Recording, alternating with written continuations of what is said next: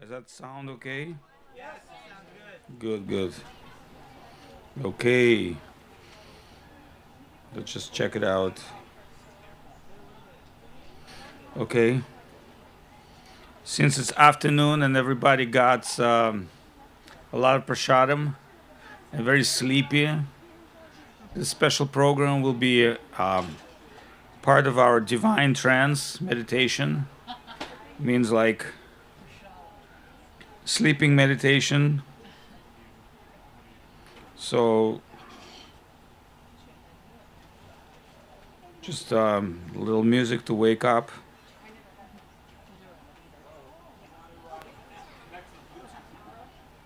Uh, that's okay. I'll see how a microphone works.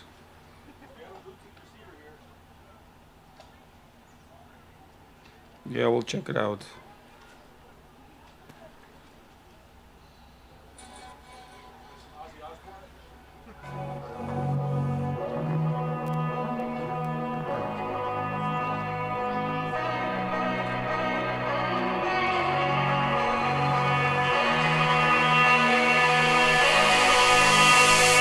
Shri Krishna Govinda Hari Murari He Nata Narayana Vasudeva Shri Krishna Govinda Hari Murari He Nata Narayana Vasudeva Shri Krishna Govinda Hari Murari He Nata Narayana Vasudeva Shri Krishna Govinda. Okay, good. So just checking sound. All right. So I want to thank everyone, especially the team of Soquel devotees, to conduct this wonderful event.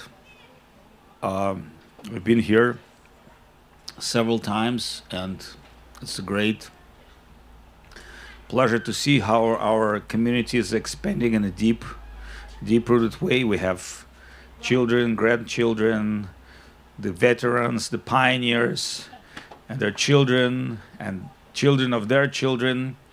So that means Krishna consciousness, one way or another way, taking deep root in our world. It takes different forms, different shapes, but still the principle of Krishna consciousness is one. And when Chaitanya Mahaprabhu was asked, what is Krishna consciousness? What should we do?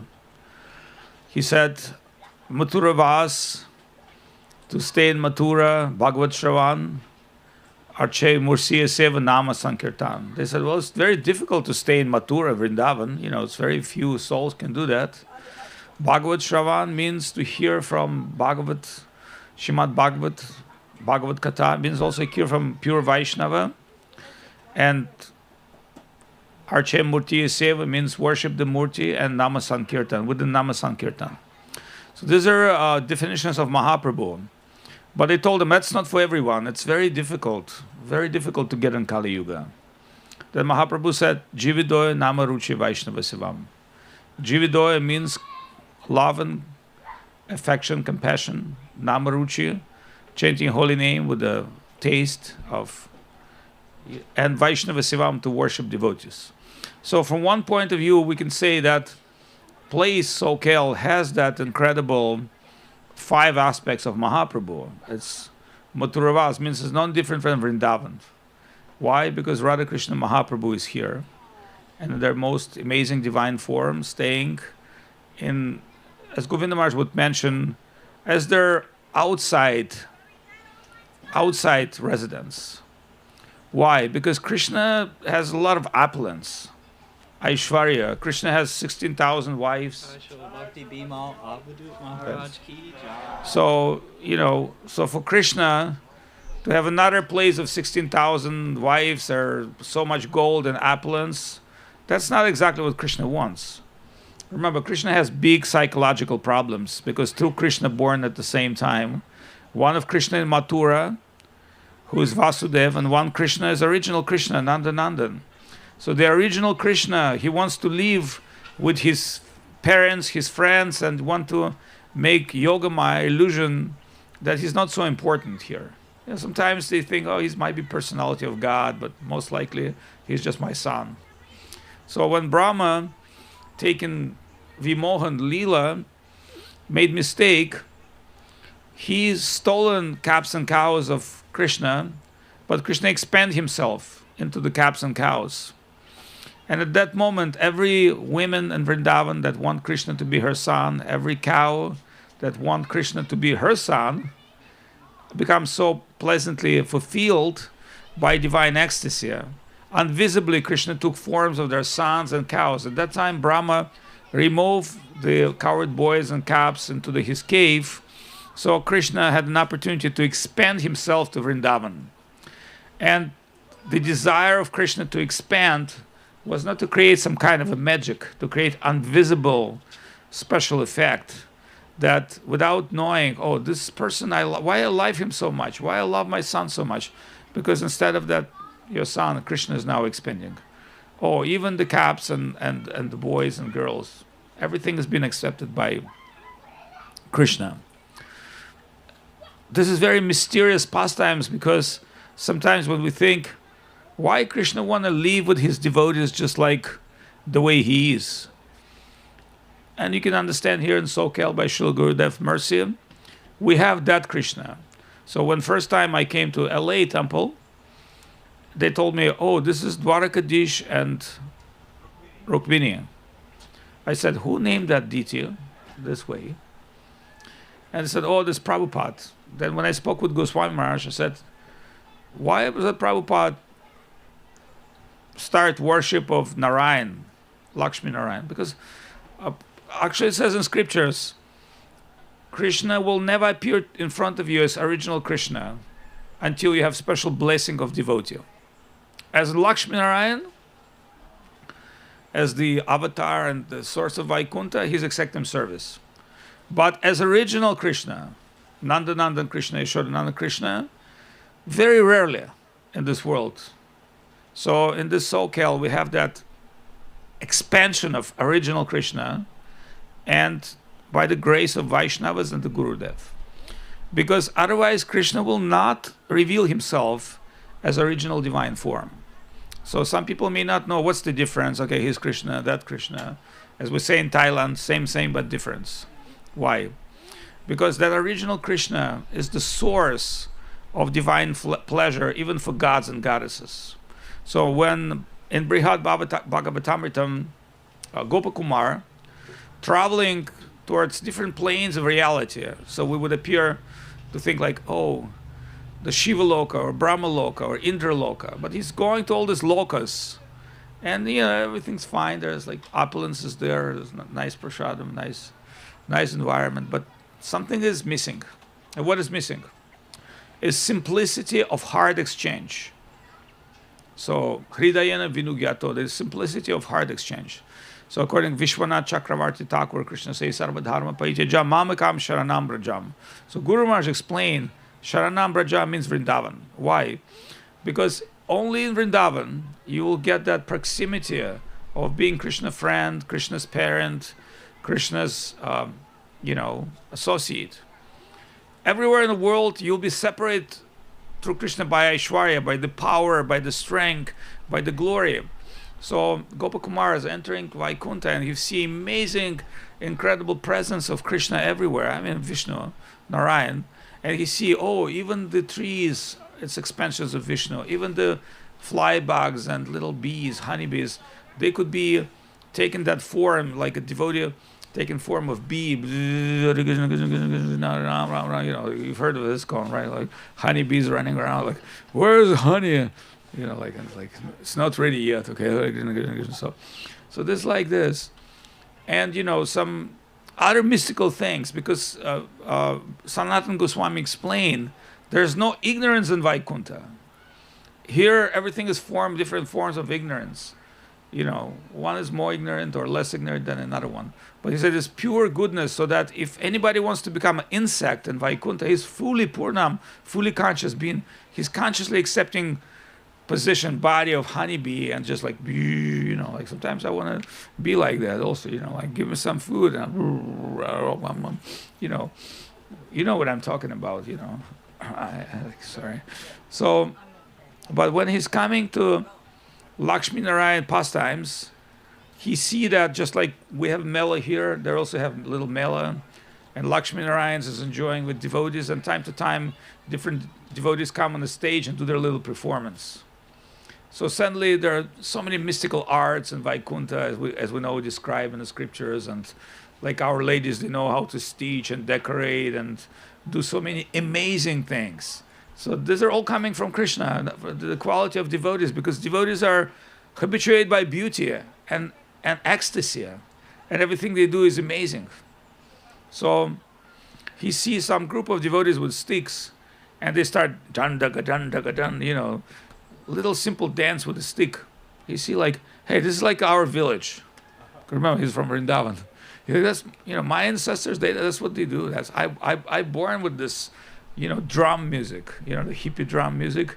Sometimes, and they felt like, hey, the drums are calling, the ancestors are calling. But in this case, dan da da dan, and they dance with a stick, left, right, and they can jungle the sticks.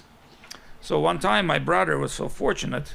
He was with Govinda Maharaj and Govardhan, and my brother had a little camera, so he went to the roof to make a little view of Vrindavan. Then he saw Govinda Maharaj is coming, and Govinda Maharaj is coming with a stick, and he showed me that somewhere we have that footage, and then certainly Govinda Maharaj got into mood of Govardhan, and Govinda Maharaj started throwing his sticks and fighting with the trees. And for some time, because no one was there, he's like a child. And then he thought maybe somebody watching him, and he go back and walk with a stick. So that was like captured by my brother, and I can understand there's something divine. The mood of Vrindavan. It's not just, everything. It's like you are becoming the part of that divine mood, because everything is about mood. And so Gopakumar saw this wonderful cowherd boys dancing with the sticks and enjoying so much, and he just started dancing with them naturally. Then when the performance finished and everybody kind of left, Lakshmi Narayan called him and said, please come over here. Who are you? What's your name? What's your name? What's your father's name? What's your mother's name? Where are you coming from? Indian classical thing. And then Gopakumar expressed himself. And Lakshmi Narayan said, are you happy here in Vaikuntha? Like, are you okay? Everything is here fine? And he said, yeah, it sounds amazing, but, you're missing something. What are you missing? He said, actually, I love this dance. I don't know where these people are coming from. That's my music. That's my sound. They said, this is from Goloka. This guy's touring. And so that means you're a Hare Krishna devotee. Yes, I am. So you like Krishna? Yes. So they show him Krishna. Lakshmi and Narayan become Krishna. And they start doing a little performance to him personally. And they said, how you enjoy it? How you like it? And you know what he said? Yeah, it's really amazing. I'm overwhelmed. But it's not as the same as in our village. Then they just told him, like, you got to go to Goloka. You're not belong here.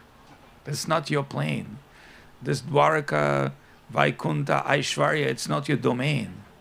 Go to Goloka.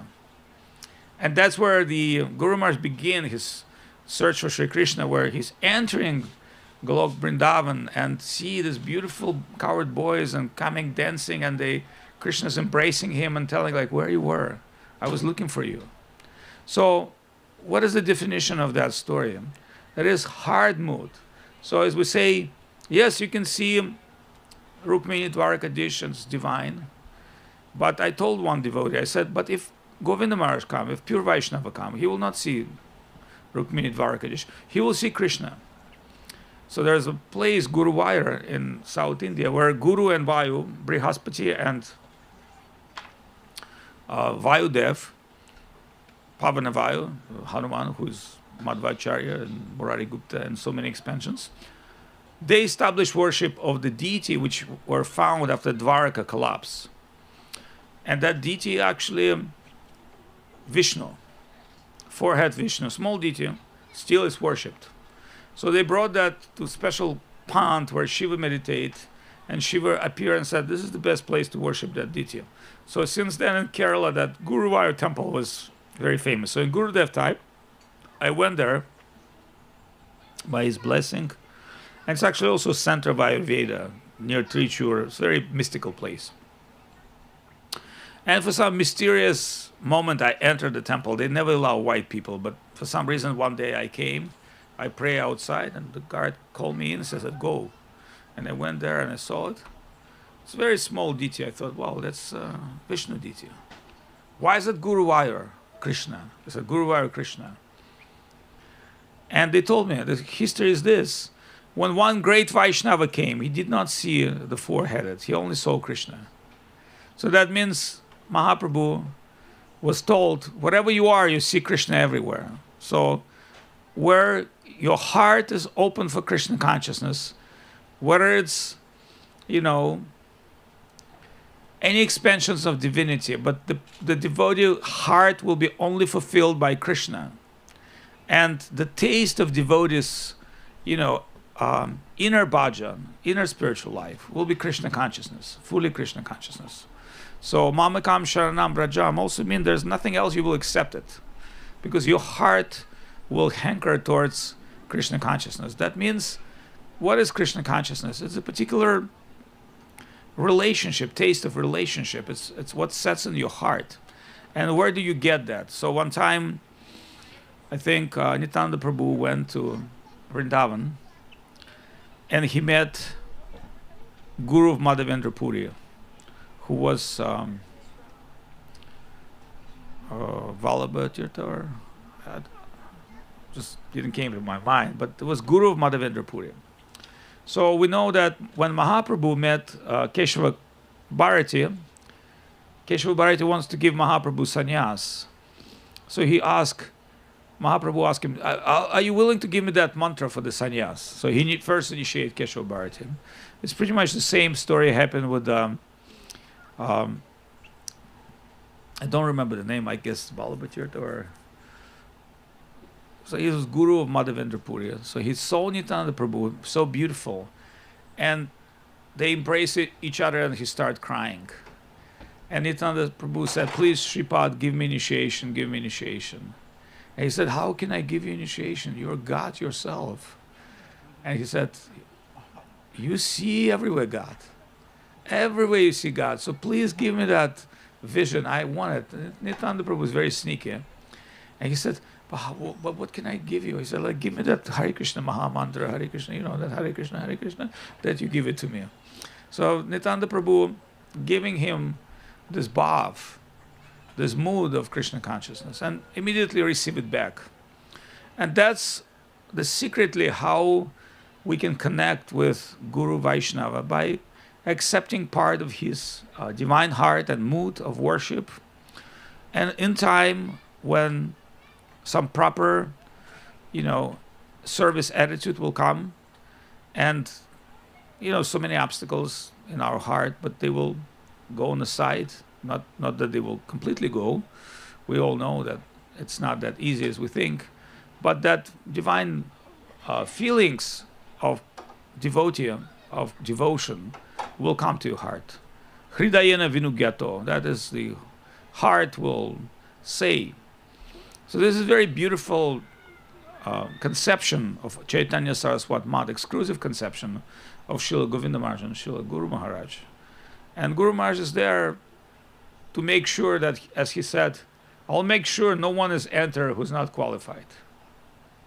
But through Govinda Maharaj said, let me take them from the back door.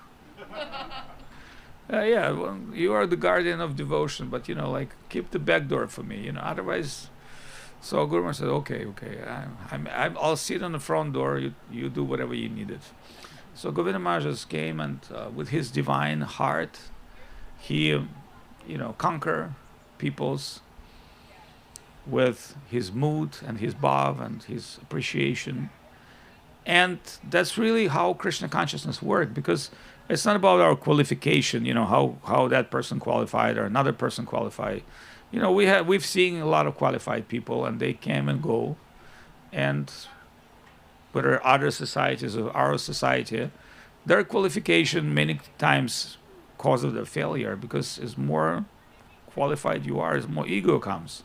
And the more ego comes, the more trouble comes. And the normal way of discharging for Krishna consciousness is Vaishnava apparat that starts from Vaishnava criticism or based on your own greatness. So we know that is a very painful process, but it needed sometimes for someone to go through your own justification, because as Govinda Maharaj would explain, the failure on the spiritual path is part of perfection. And in fact, Govinda Maharaj always glorified religion of imperfection. He always established himself as a fallen soul, if you remember, and starting song Emana Durmati. And he said, when I came to Srila Guru Maharaj, I knew many Vaishnava songs, because my father was Guru of Nitanda Parivar. I was Kirtan chanter, so I know many songs about Radha Krishna and even Mahaprabhu because of the Bengali culture.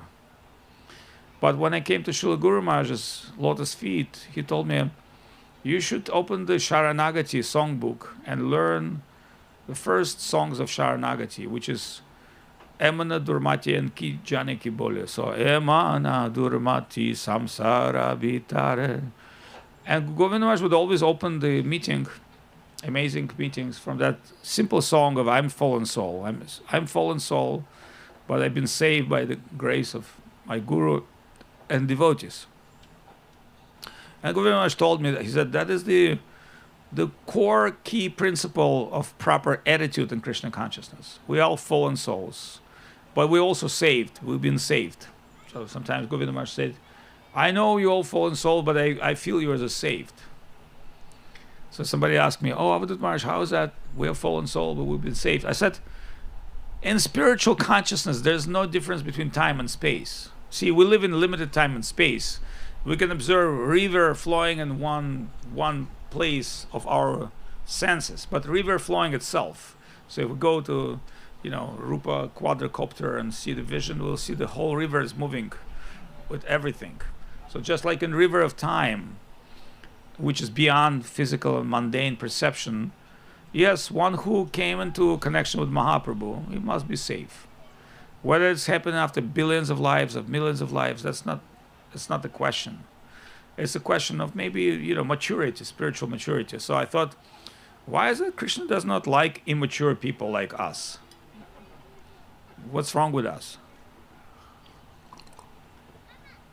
And then, see, things that I understood in Krishna consciousness came many, many years after. So I have a question, and then maybe in 10 years, Krishna answered this one question. I already forgot the question, but one time, I think I've read Madhvacharya commentary on some Mahabharata or Tatrayanatika Nirnaya. Very rare commentary. And that he said, Krishna does not like unripe fruit, because unripe fruit does not taste good. Nobody like green peaches or green, plums. Why? Because they're green, they taste bitter. So devotees just hearts like this unripe fruit. If it's not really mature by spiritual softness, it has no divine taste for Krishna. That Krishna say, okay, you hang out as maybe low fruit, but you wait. And in time, if somebody is exposed to the sun, it's just, doesn't mean that if you do nothing, nothing will come. But in time of your spiritual practice and trying numerous times and failure and success and again failure, again success, at that time maybe some qualities will come by the grace of Vaishnavas. And then Krishna say, yes, this one is suffering so much and this one is heart becomes softened and this one develops some taste, then I can accept that person. So this is a very secret conception because everybody wants quick, like, the Instagram Krishna consciousness. I just want to be like, I want to dress like devotee. But, in our songs, we say, Chakudana Dila Jai Janme Janme Prabhu, say life after life. How can I do it life after life? So I'll tell you one interesting story, which is published by Bhaktivinoda Thakur about his son. So, Bhaktivinoda Thakur had many sons. not only Bhaktisiddhanta Saraswati and Lalit Prasad, and one of his sons died. And he published in his magazine his life story. He did not mention, I'm disclosing you a story of my son. But who knew Bhaktivinoda Thakur, they understood as his son. He's talking about his son. So he said there was one wonderful Vaishnava family, one wonderful devotee who born, and up to certain age, he was, very happy, jolly mood person, but then suddenly he got very sick and mentally ill for maybe 10 years and suffered so much of mental depression. And stopped eating, lost weight, and suddenly started dying. That he was in his, 30s, maybe beginning of 40s. Then the family members got around him, started chant Krishna, Hare Krishna Maha Mantra. And that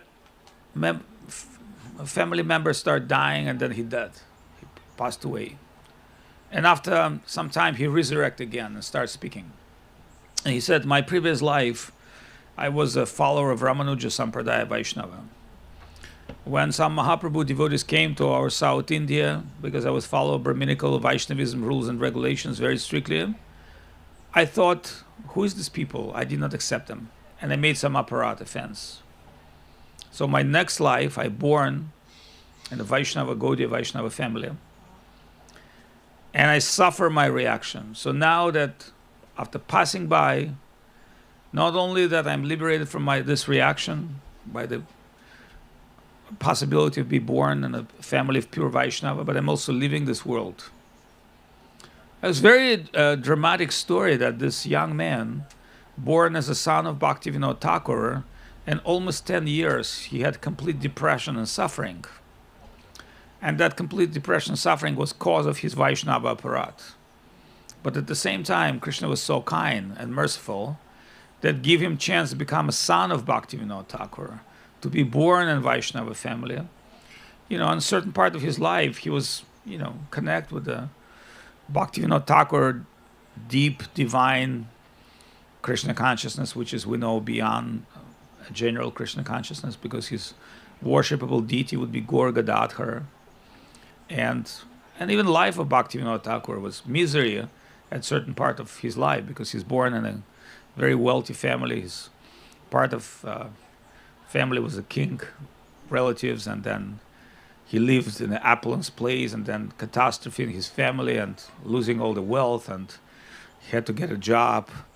And one time Bhaktivinoda Thakur was working at a trade company, and they were, selling sugar. So one man bought 28 bags of sugar, but they load 27 on his, cart.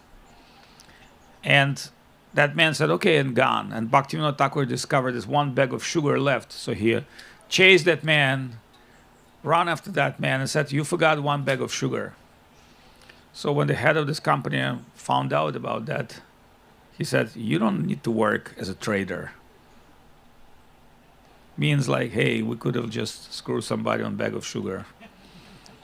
Then Bhaktivinoda Thakur left that work, and his grandfather, who was mystic yogi, before dying, he told me, up to 28, you'll be suffering a lot. After 28, you'll be okay. And then Bhaktivinoda Thakur, at that moment, became a secretary of the, he just couldn't work in the trade, and he started looking for a government job, and eventually entered to the government service and become very highly recognized, in his career and time.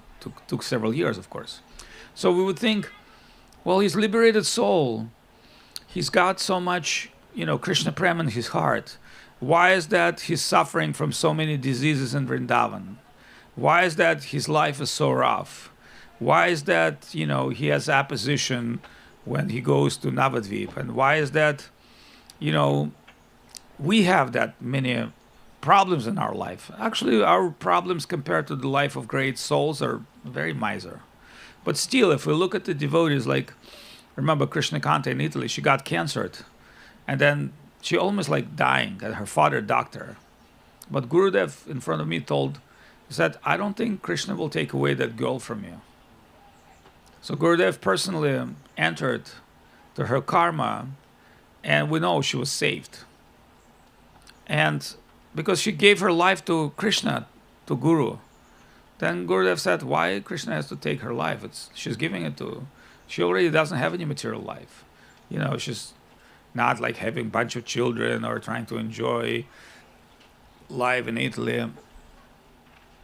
So people like this we have in our mission, who's giving life to Srila Gurudev, and they actually achieve life.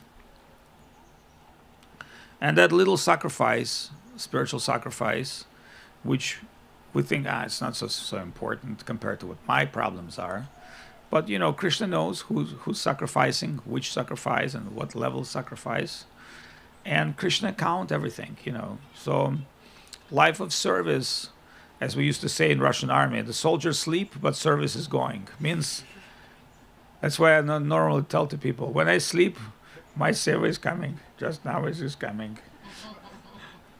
And this morning, I barely went to sleep, like maybe 2, 3 o'clock in the morning, couldn't sleep. And then after some time, I listened to this kirtan, and I thought, I'm pretty much present on the program in lying position, Dandavat, and I've heard all the songs and the bells, and I thought, like, how wonderful is to sleep on a festival where you, like, in your subconscious stage of mind, pretty much present on the program. But, I've been called for the lecture and for a couple of words, and I want to express my words of appreciation to all of you, because I haven't seen you, and, I had some realizations, different realizations after passing of Govinda Maharaj. And Govinda Maharaj told me many mystical things, and I could not understand. Because he told me through life certain things, and before leaving he told me two things. Actually, he had very clear prediction. When we were trying to work on Govinda Maharaj's will, which it did not get probate, but people don't know, Govinda Maharaj's will was quite interesting. It's not a legal document. He said, I was born, blah, blah, blah, I came to my guru at the age of 16, and blah, blah, blah. He's like, Govinda Maharaj's will was like compassion, and in his story that he told, so he began his will story from his entering Chaitanya Saraswat Mat and passing out. And so when we showed that will to a lawyer, the lawyer said, that's not the will. It to be, a little bit edited and rewrite because it's a legal document. But even that was not easy to do. So Goswami Maharaj worked on some wishes of Govinda Maharaj. But, some wishes were truly some wishes was like accepted by Govinda Maharaj. So it was not like everything was totally accepted by Govinda Maharaj. But he knew, like, I need to get it on bottom line because... But I remember what he really wish. It's actually interesting. So Govinda Maharaj did not expect everything's perfect. His will was not about perfection, or his will, most people completely misrepresent what he wants. But he had some interesting things. And he told me, like, one thing is like, I cannot forget this in my mind. He told me, cooperate with those who are seeking cooperation. And I said, like, hey, that's an interesting thing. Because sometimes you think, well, what should I do? Who should I service? And he said very clearly, like, cooperate with those who are seeking cooperation. And then I said, yeah, make a lot of sense. If, like, this devotee seeking to do something together, that's the way. Because if he doesn't want to do something together, you can't force anybody to do. So Govinda Maharaj said, like, very interesting things. And then he also said very interesting things about Navadvip. And then he also said certain interesting things about certain people, which I've seen time happen. And then I understand, yeah, he had some divine vision. And I tell you one divine vision of Govinda Maharaj, which was amazing. So at the time of Govinda Kund construction, one day we came and Govinda Maharaj like speaking Bengali, and Acharya Maharaj like and like 20 people running around. Suddenly next morning we see like pumps and pipes, and they're taking water out of Govinda Kund. So within like few hours, it's like a lot of fish, and then some people coming and collecting the fish and run away. Like snakes run away. The fish is now eaten by local people, and Govinda Kund is just like, drowned place. And, and Govinda Maharaj is explaining, Acharya Maharaj is screaming and running around, and like a lot of people with shovels and tractors, and, you know. Then suddenly they start putting up the Govardhan temple into the middle of Govinda Kund. And every time they try to plant the structure for the support of a temple, it doesn't work. Because it's just, nobody knows what's underneath. Then we all sitting together, and I said, Gurudev, I understand, in Bengal you do things in a particular way, but it might be the chance for us to bring like a good engineer and reconsider the way this foundation will be. Not that Gurudev did not know that, when he was doing gate of Govinda temple, Govinda Kund, if you remember, there was like a big hole inside, maybe 3 meters. And they asked, said, Gurudev, why is that so deep? And Gurudev said, the deeper hole, the better foundation, the stronger the structure. That's what he explained. I mean, it was like a spiritual thing. So your foundation has to be very deep. If there's not enough depth, your superficial Krishna consciousness will fall apart. So Gurudev looked at me and said, yes, we need to... I thought he's going to say, yes, Avadut Maharaj, yes, we need to bring good engineer. He said to me, yes, we need to do Kurma Puja. So Gurudev did Kurma Puja, Kurma, what like, and that foundation was settled. And another time, it was funny. So we were sitting with Acharya Maharaj, and I'm always thinking I have very bad thinking, because my thinking is always go to the edge. I said, we're dealing with corrupt lawyers, we're dealing with corrupt police, we're dealing with everybody corrupt. We need to know what they're doing. I said, yeah, just like throw a few bugs here and there, the KGB would do that, we listen to all the conversation. And Acharya Maharaj said, no, we don't do that. We dress somebody as astrologer. Who come and tell me, like, let me see your hand. Oh, you're having big problems. This Indian way, you send somebody as astrologer and look at somebody palm reading, and he'll tell you everything he planned. I said, that's an interesting way, right? You don't have this listening, processing power. You have a guy who tell you exactly, make you phony predictions and look at your palm and let you speak and reveal everything what you want. It's an interesting way, in Bengali minds working. Absolutely different. So then we can understand Govinda Maharaj, he had different vision for many things. And although it appeared to be sometimes that his vision was maybe not structured in a particular way people do things in the West, but his vision was, core connected with ideas of Krishna consciousness. Like his will was not like when we showed the will to the lawyer, he looked at this, he said, it's not going to work. I said, why? He said, because will is like you basically have to say, okay, my cat is going to this, my dog is going, like my car is going, and he said, this is like story of, like, it's a confession, it's the life story. But we said, we don't want to change it, we want to keep it and maybe add some legal things. But this will is expressed when Govinda Maharaj expressed his desire, how he see us be in the future, how he see us going as a family. And, it was a big drama actually. And, later I discovered so many things because at the very first meeting, I saw that, some people not on the same page. And later I discovered they will never be on the same page. But that tip that Govinda Maharaj told me, like, cooperate with those who are seeking cooperation. And sometimes when people are seeking cooperation, you cannot be supreme leader or supreme prima dancer. You just have to be a little tuned, humble, because people have a little different way of seeing things. They're not the same. Like, I discovered not everybody's think the way I do. I think different, because to me, I have a different thinking of many things. But it does not mean that my thinking is like supreme or ideal. I said there, some devotees, they're just happy to do little what they can, it's real. It has to be real. And so sometimes when we think about success of community, of success of a temple, it's not how many people is there, it's not how opulent it is, it's just if you have inner team of inner dedicated souls. And so Soquel is one of our oldest community, I mean the only community I would say, where we have a high population of very special devotees who've been connected with Prabhupada and continue service for a long time. And in spite of all, unique personalities, without killing each other, like without becoming Yadu dynasty, who could kill each other in one Govinda Mela,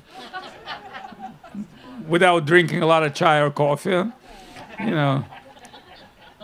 they're cooperating for Guru and Krishna, because Govinda Maharaj is here.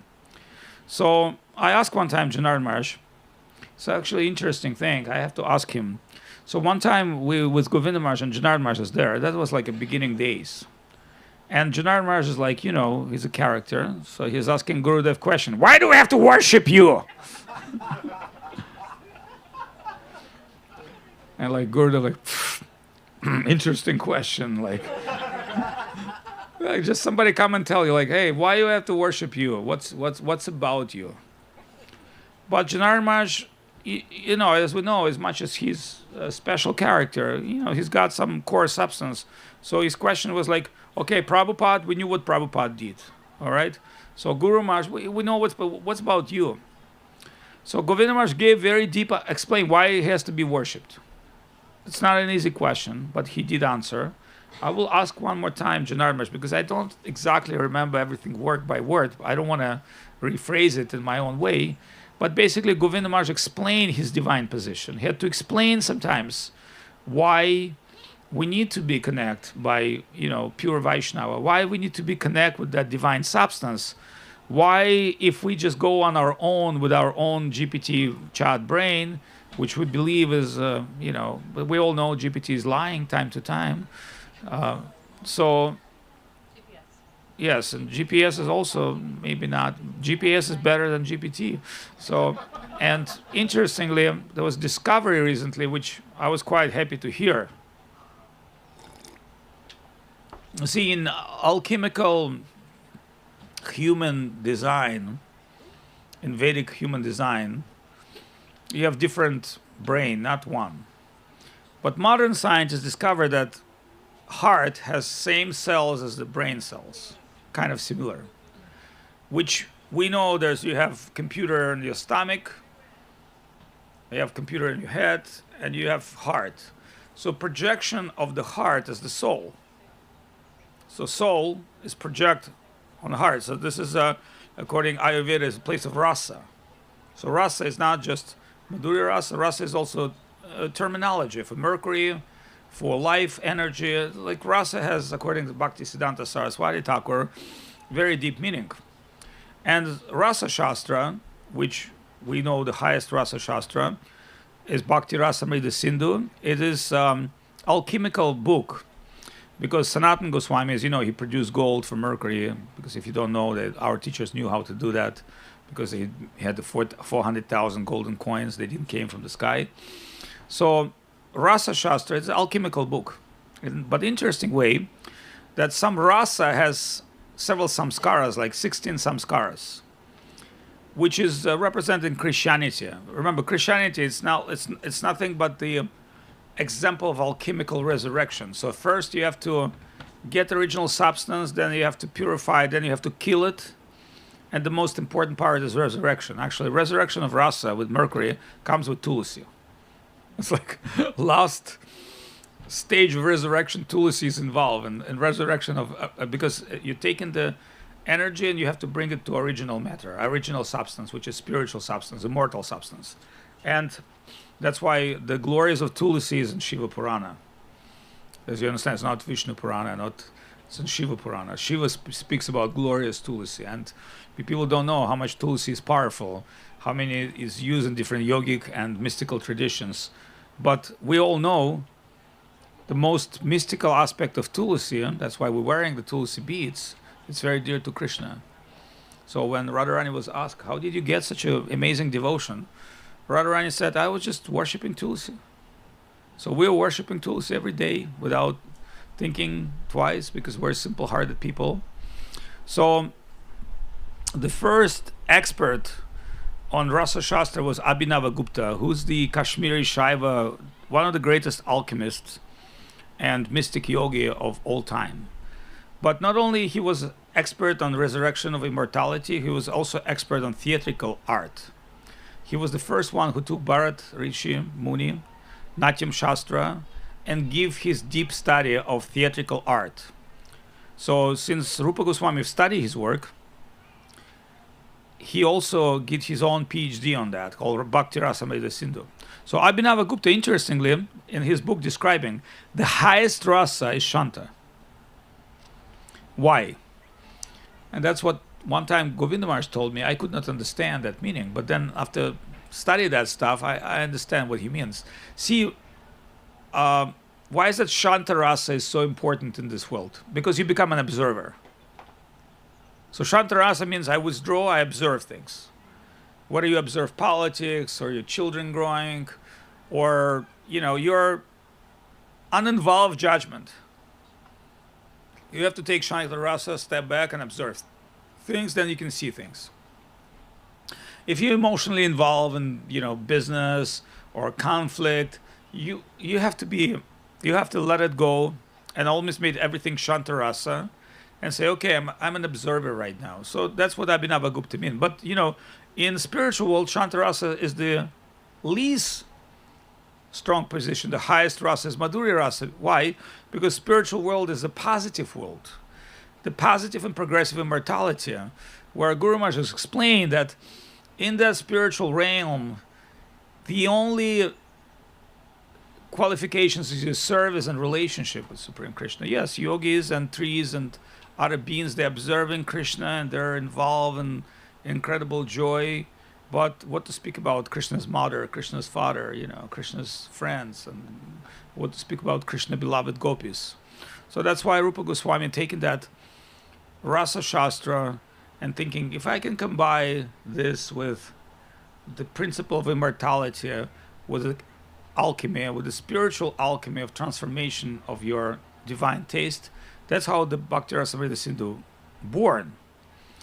And this is a very complicated book because from one point it's Bharat Rishi, the theatrical experience of our emotions, because our life is like drama. And that's why when I meet some, devotees said, how's your life drama going on? Oh, my life drama? I'm not there yet. I'm trying one more time.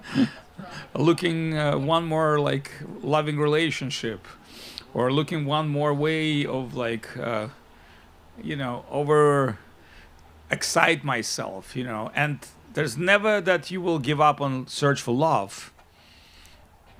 And that's why our principle of divinity is loving search for Sri Krishna, as Guru Maharaj explained. So that reflection of our search for love in this world is actually a true search of Krishna. Because this permanent, conscious, connection with divinity, that's what we really need. But we're looking for that rasa outside of the realm of Krishna. We're thinking, I get rasa with this person, or with that beautiful girl, I get some more rasa, or I squeeze some juice here, or here I can squeeze my juice. I can get my green juice here and my red juice here. But finally, after tasting so many mundane juices, we will not be satisfied. Never will be satisfied.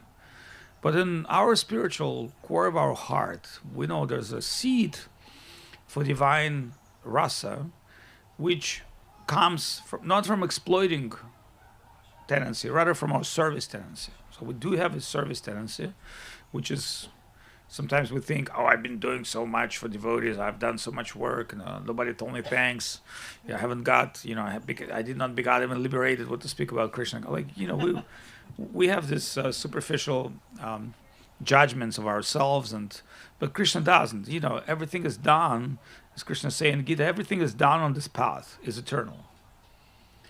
but it will not be convert in your crypto bhakti coin that easy as you think. You have to do a little bit more mining, deep mining in your heart. You have to mine manmana bhavamat bhakto mam yajni mam namaskuru. You have to go deep into that realm of Krishna consciousness. That's where you be able to discover your true wealth. And superficially, it may not be a lot, but it will be something real. So, and again, we can talk forever, because there are, when I start speaking with trees, and then some more people coming in and out, and porcupines, and deers, and finally devotees came, and Divya Shakti, she's a dancer, ready to dance. Yeah, come on, don't start, you're always, she's an actress, like I know, she's like, oh, I'm so old, and then she's dancing like that. Stop posing. We know who you are. You're eternal being, blissful, full of love and affection. You're posing sometimes. That's by the nature of this drama. So in this drama, we have to go to the grandmother, stage and think, oh, now I'm grandmother, like, what should I do? But, Nyasimar's already like grandfather. He's like, I'm still alive, like, what's next? Or like I saw last night, Bimala, she's always serving. And she's Gurudev girl. You understand? It doesn't really matter what age she's always girl. To me, I'm younger than her, but I never think she's like senior lady. I think she's like a girl. Whatever, his mood, her attitude, her movement, she's like a girl. Like, she could be running with our girls and kids and be like one of them. Because her ever useful nature of service and attitude. And that's what we are appreciating in Krishna consciousness, because sometimes we are very superficially connected with our external position. But internally, none of us is what we think we are. That's why one time, Govinda Maharaj, when we were sitting, he started telling me some mystical things I still cannot understand, maybe in the future. But he told me, you don't really know who you are. And I thought, yeah, that's true. Because every time we put up different persona, different character, and we try to play that character until we discover that it's not really me. Me is something deeper than that, but we have to go through so many characters, change so many characters, in order to discover our true self. And that's called self-discovery. And it's never happened by your own grace. You need to be according to the drama rules, character develops in circumstance. So a lot of people complain, including myself. I'm also a complainer. But, and it's our tendency to complain. But remember, if you really look at your life, where did you perform the best? When you had the most difficult, conditions in your life.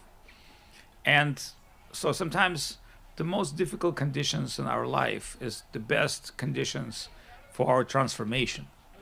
So, and this is a transformational journey. That's not a journey for, acquire things you want or buy things from Amazon. That's a transformational journey for your soul and your consciousness. And, it's not easy to serve. Even like you think like, this is like paradise, but why is it not that many people want to serve? Because, it's the deep conclusion to stay in the plane of service. Because there's so many temptations, especially here in America. It's very seductive country. At one thing, it's been completely screwed by the rules and regulations and law. But at the same time, everybody's hoping for, better life, better life. What's the better life? Better home, better car, better this, that. But, when you go to India, sometimes like you see somebody, there's like nothing. And this person, no, I'm going to get nothing. But he's smiling. And he's like a happy person. And, but in India it's easy because basically it's like you're born in Himalayas, what are you going to get? Nothing. But sometimes you go to your inner self, or I went to Nepal. I was impressed how much people are being screwed in Nepal by Western invasion of alcohol and drugs. Like they put in wine shop at every corner in Nepal. They killed the king, and like they did a special operation on Nepal, and now they said, oh, it's no longer a Hindu country, it's the international country. So they try to vanish this nation to lose their deep roots, and we know that's a very modern way. Like in America, especially liberal states, people law, they don't know women, man, what's the difference? Why? Because it's like dissolving you in the world of possibilities. Remember, unity and diversity. So diversity is more interesting, more deep. Yeah, is there a difference between unity and diversity? Yes, there is.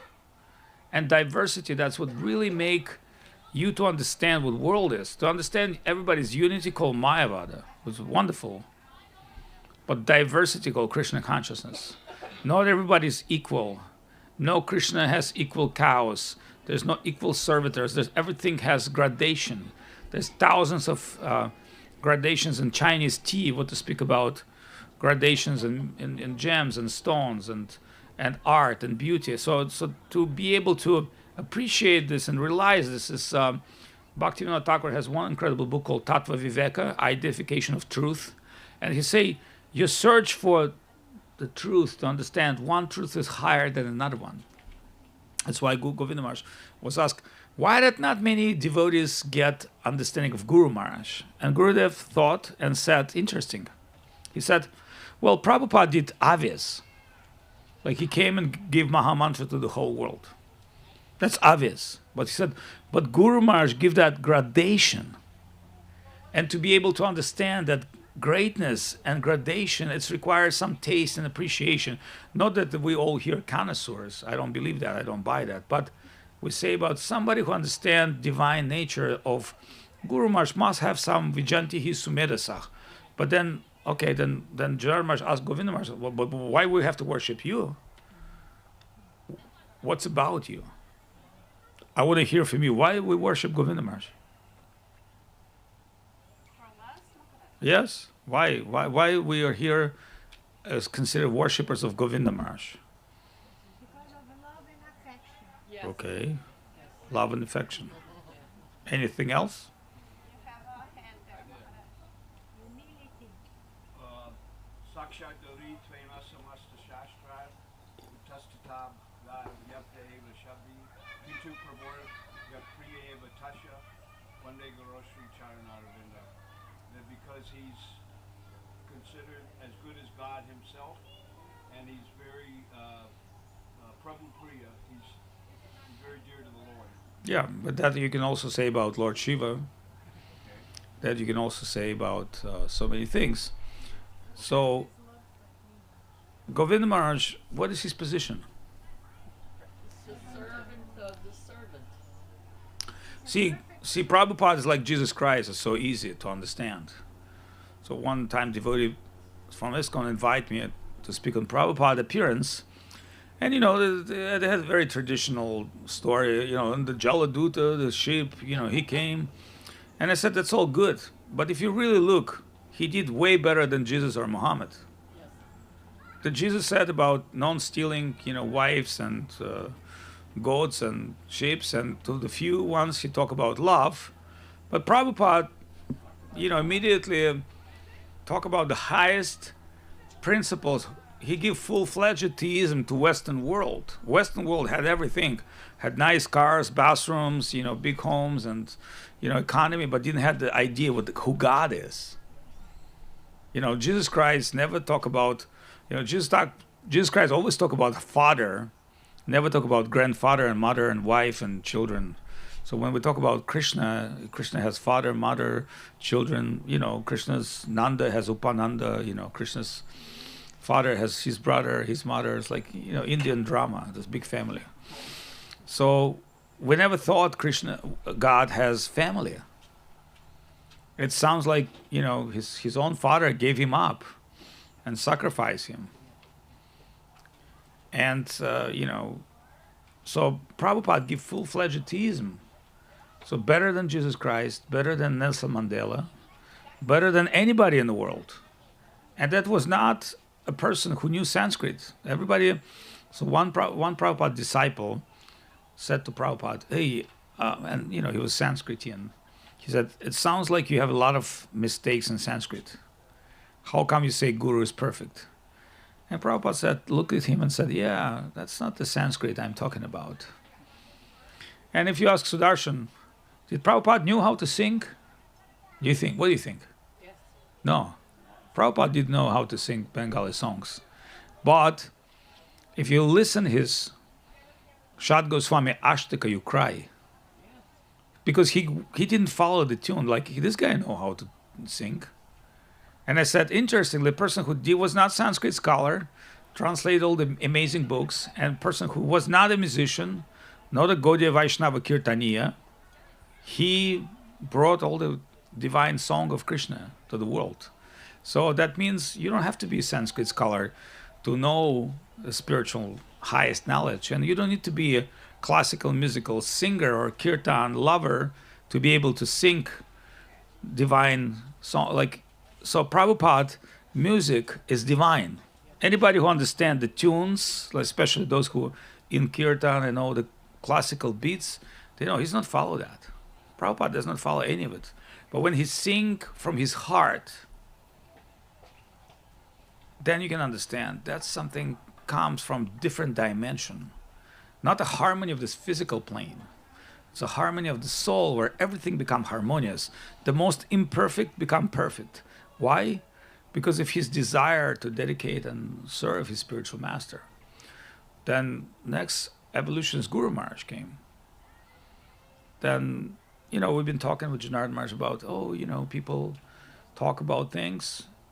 But my experience, I meet many devotees, senior devotees, and, Prabhupada disciples, but they don't get it, Mahaprabhu, in that way that Guru Maharaj explained.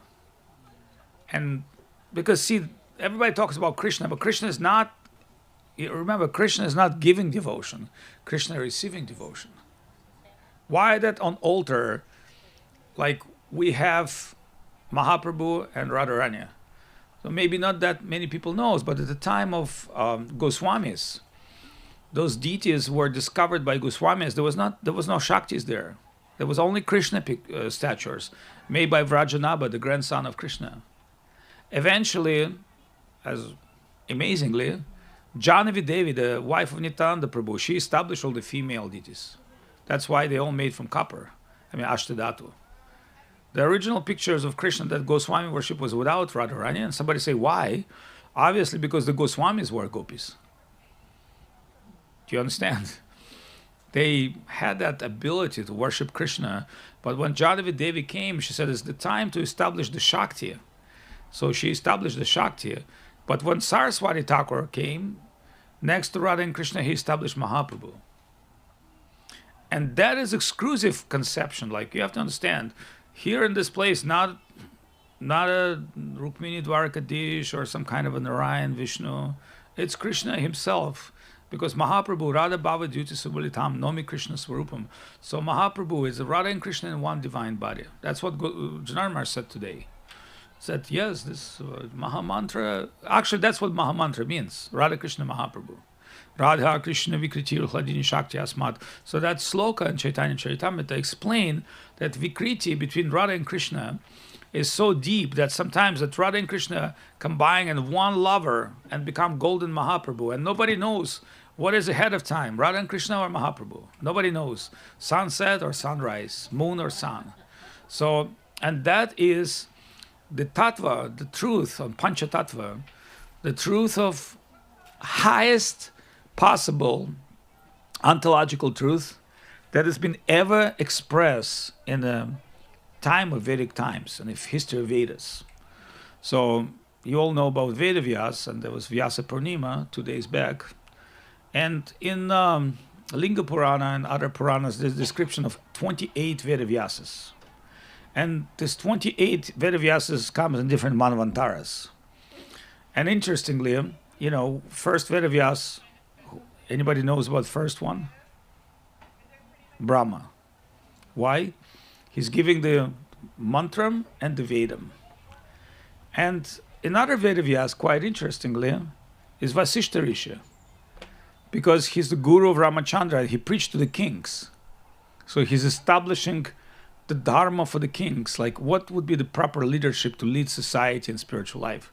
But there's another Vedavyas, Parashara. I mean, I'm just mentioning few amongst 28. So Parashara Rishi is the father of Vedavyas, who's giving cosmology, Parashara Hora Shastra. So he's speaking about divine cosmology and leading that divine cosmology. Because see, if you would not know Krishna consciousness, you probably would believe that astrologer is the guy to tell you the guidance. Why? Because if somebody knows chart very well, he can say everything within your chart. Then your normal question would be, where's my freedom? If everything decided by the destiny, why am I supposed to even do something? But Parashara explained, yes, everything within your chart until you become a devotee. Your movement towards God that's where your freedom begins. So Bilmavangal Thakur's story, or that person's story, yeah, everything is there. Ajamil, your failure and your success within your chart. But it is depending on your inner soul. The only freedom that soul has. Remember, you're playing a scenario. You're playing a particular character.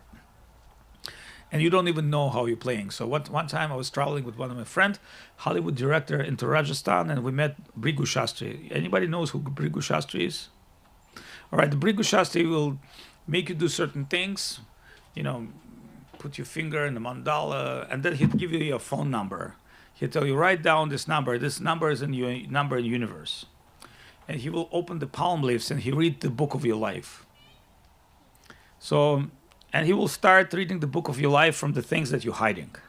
Because everybody hiding some things. How many marriages you had? One. Well, it's actually been 3, but 1 is legal. All right, that's how he's going to tell you things that you don't want everybody to know. And the reason he does it, that you understand, none of bullshit. And he reads your life book. So, and you've read it. So I was with one film director, very famous film director, live in LA, but he's been famous in Russia as well. He did the Mongol film and other films. And his son was a very famous actor in Russia. He died. His son was also a movie director, and he died in mountains. And that man reading his life story, and then he's telling, are your son alive or not? He said, no, he died. Oh, he said, oh, you're going to have another child. And that guy was in 70s. But more than he said, do you know why your son died? Obviously, this person said, no, I don't. He was shocked. He said, in previous life, you killed the calf of a cow. So in this life, you lost your child. That's the karma. And he's like, what should I do? I said, take care of cows. You should go to Vrindavan, take care of cows. And that's interesting, Liz. So that means everything is not only with one life you have. Everything in the book of karma is written life after life. So, and he told me certain things. And I said, yeah, that's true. And then I had to think. See, because sometimes Krishna answers something after 1 year, after 10 years. Some of my inner questions may not answered. Some people don't have inner questions. Some people do. So I thought, how come there's a book of every living entity life? And after some time, it revealed to me why. Anybody wants to share it? Do you know why all your life in the book? Anybody wants to know that, or are we past that stage? Well, you have to start giving a little something, Your attention. Well, remember, this material world is digital gameplay. And in this gameplay, there are many different characters, like the drama queen. Anybody knows the drama queen? But, change a little bit, sorry, hairstyle, a bit different drama queen.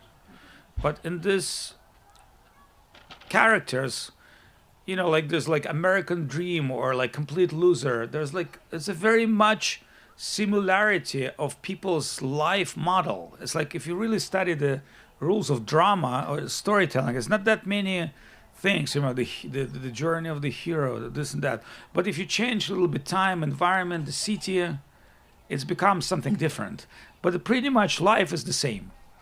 So as you understand, like for instance, body, there's a particular body type, kapha, pitta, vata. So it's like, in Ayurveda they tell you everybody is same set but different.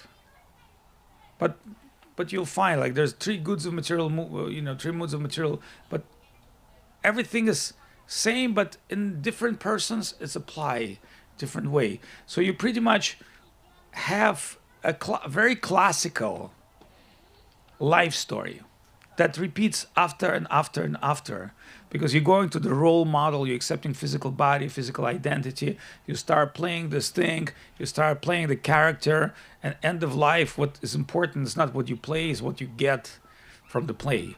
So that's why in this book is pretty much characters of life. There's pretty much life journeys.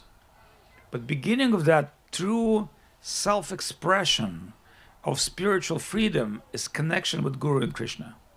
Actually, connection with God, but as more God abstract, is more you are into that game. But end of the game is your connection with Krishna. And if you really look at the history of Bimalangal Thakur or that person or another person, Jada Bharat, this Bharat, that devotee, you can understand it's all lead into how deeply you connect with Krishna consciousness and what's your inner perception of reality. So it's not how rich you are, you might be the king of the world or the most successful person in the world. It's like what's your inner wealth? And the inner wealth is something that you really have to value, deeply appreciate. So Srila Guru Maharaj is giving us pretty much deep insight what Mahaprabhu is, and who the Guru is, and Sri Guru and his grace. So I say, in a good way, actually, you don't want to call that book Sri Guru and his grace. It's Guru Maharaj's desire, but the second name of that book could be like Guru Samhita. But like Krishna, Bhaktivinoda Thakur wrote Krishna Samhita. This book could be Guru Samhita. And that book would be appropriate as to known as a Guru Samhita, because there's not that many books understand what the Guru is. So, but Govinda Maharaj told me one interesting thing. He said many great, gurus in this world, but he said very few great disciples. Remember, Govinda Maharaj was really acting as a disciple. If you really look at the way role model of Govinda Maharaj when he deal with Janardhan Maharaj and everybody else, he's not pushing too much of his guru thing. But he's more showing, I am a disciple of my guru. Look how I behave, what I accept. So he's taking a disciple role, leading everybody as a disciple. Sometimes reminding Janardhan Maharaj and everybody else, I'm also guru, okay? But look, I do my disciple shtick because that's the core seed of success of being true disciple. And not to judge so much, qualification of guru or other things, because you're not qualified. That's why, in many ways we can say that Srila Prabhupada's disciples are highly appreciated because a lot of them love Prabhupada. You go to community all over America and you see like some people in New Vrindavan, some people here, there, and they're Prabhupada disciple. For some reason, they love Prabhupada. I don't know what's unique about them, but this Prabhupada group of people, they're very much guru-centered, and they're very much disciples. We're not judging their spiritual, ontological understanding. This is infinite reality. But one thing we can say, and in our community, a lot of hard push work is done by Prabhupada's disciple, that generation of that people, and no one can compete with them. So my understanding, like Krishna, one time I went to Dwaraka, and I met amazing people. Like I was in Dwaraka temple, Prasadam hall, it's like 30 rupees and you can eat all you want. And there's one panda dressed in this kind of dress coming to me and like giving me prasadam. And he look and have like really nice tulsi necklace, very high quality. And I just immediately give it to him. And he was shocked. And we become friends. He doesn't speak English. I don't speak Hindi, Gujarati, but we become friends. And he happened to be like one of the most exalted pujari of Dwarka temple. But you know, his mood is like serving. So at a certain point, they invite me to a place where Pindakshetra, where sacrifice has been done after the Mahabharata war. And that's where their caste of Brahmanas came. And he doesn't speak English, but there are other people do.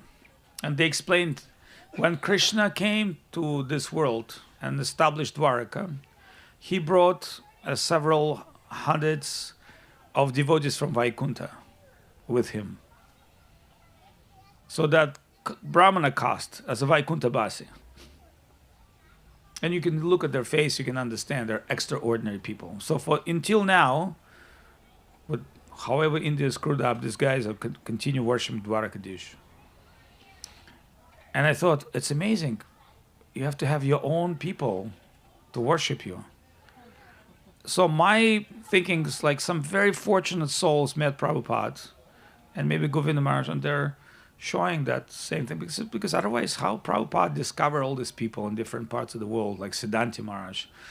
You know, Siddhanta Maharaj came to Prabhupada in 1970 something and said, yeah, he told like, can I drive you around? And Prabhupada said, yes. And Siddhanta Maharaj like wants to show Prabhupada, drive Prabhupada. And Prabhupada accepted. And then after driving, Siddhanta Maharaj drove Prabhupada for some time. Before Prabhupada left, he said like, sure, Prabhupada, can I ask initiation? And he gave the initiation to Siddhanta Maharaj. And, you know, we all know Siddhanta Maharaj is a sweetheart. And we're thinking people like that, you know, came and connect and just glued to the feet of Prabhupada, but also, you know, recognize Govinda Maharaj. I remember how much Shuddha Shrava loved Govinda Maharaj. You know, Shuddha Shrava is not easy to tolerate, but Shuddha Shrava is a character, a drama character, you know, with his like emotion. But you can understand, it's very deep attached to Srila Govinda Maharaj. And he just loved, you know, remember that when Shuddha Shrava never had, like Srivas Thakur, he never had any money. But when Govinda Maharaj came, he put up the head and drive the limo for Govinda Maharaj and drove Govinda Maharaj to so many amazing places. And he wants to be the perfect driver of Gurudev. And so we were very fortunate to be amongst those kind of people, although they already left, I believe, to better place and get things ready for us, hopefully. But, you know, it's amazing that we had this kind of devotees with the characters and, you know, outstanding personalities, and at the same time, sweet, as sweeter as bitter as possible can be, with the characters and imperfections, but connecting with them, with their inner self, we can see they're amazing people. So I don't know, am I allowed to speak more or less? And all right. So anyway, I don't know. Anybody wants to bring any topics up and have any specific discussion? And because I'm very shy to speak in front of senior devotees and especially our ladies, they can kick you from the stage easy. Hello. Yes.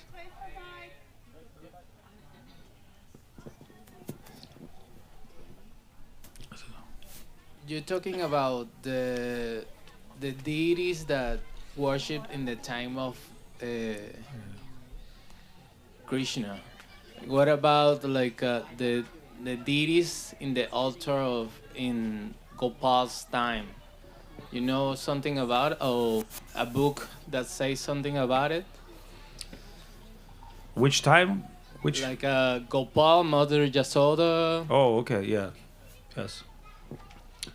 The main deities that we have in Vrindavan been established by Vajranabha, the grandson of Krishna, who was a king of Vajranabha, and he loved his grandfather, Krishna, so much. He was a great Vaishnava, great devotee. And out of his greed, he commissioned several deities that were established in different parts of Raja. And mysteriously, these deities disappeared. And one of the important deities, like Govindaji and Srinathji, been discovered by different devotees. Like Srinathji was discovered by Madhavendra Puri, coming to Govinda Kund and having a deep stage of meditation and fasting. And Krishna himself came with a jar of milk and gave it to him. And then in a dream, he revealed his divine position. And he said, you go to the bushes. I'm waiting for you for thousands of years. And that prediction is in Garga Samhita. So when Garga Samhita discovered there are four main deities, Jagannath, Badrinath, Dwarakanath, and Srinathji, which is the Govardhan lifter, that four deities are considered to be four Dharmapalas, and Jagannath reside in Puri, and Badrinath reside in Himalayas, and Dwarakanath resides in Gujarat, Dwaraka, and Srinathji is the Govardhan deity. Now it's in Natadwara in Rajasthan, one of the beautiful little expansion of Vrindavan. It's been taken there by Vallabhacharya descendants, including his son and grandson Vitalanath. There's also that place, Samadhi of Mirabai. Interesting, it's not in Vrindavan, it's in that place because she was obsessed with Krishna, not Radharani. And that beautiful deity of Srinathji with the holding Govardhan hill, without Radharani, is worshipped there. So in our line, the Govindaji been discovered by Rupa Goswami, and this cow would come to the hill and leak her milk to the hole. And then Rupa Goswami opened that hole. He discovered the beautiful deity of Govindaji, and Madhu Pandit discovered Gopinathji. And other deities was discovered by Sanatana Goswami and other great Vaishnavas. So the main deities of Vrindavan has been since Vajranabhasan. The Navadvip has different story because there are three type of deities have been established in Mahaprabhu time. One is Vishnupriya Mahaprabhu Dameshwar, who stands like this in a mudra of surrender.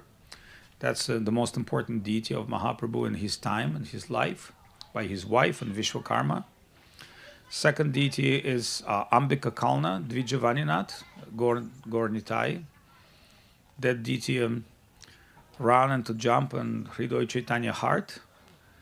And basically, Dvijavaninath were told by Mahaprabhu, I will stay here in the form of deity. But he said, no. If you're not different than deity, you stay here and let the deity goes. So the deity walk away and that Mahaprabhu stay. So it's considered to be Sakshat himself, Mahaprabhu. So this year we visit this beautiful place in Ambika Kalna, which is actually the riverside from Shantipur. And there is some things written by Mahaprabhu as they claim, and the vessel that Mahaprabhu swim by the boat. They're like interesting. So interestingly, that there are few artifacts in time of Mahaprabhu, but that is the second deity. So Ambika Kalna and Gorgadadhar. Gorgadadhar is Champahati.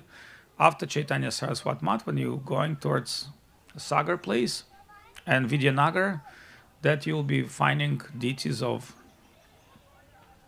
Gorgadadhar, which actually, interestingly, Gorgadadhar is the Bhaktivinoda Thakur deity as well. So Bhaktivinoda Thakur inner bhajan is Gaur and Gadadhar. Why? Because in the plane you always have two pilots.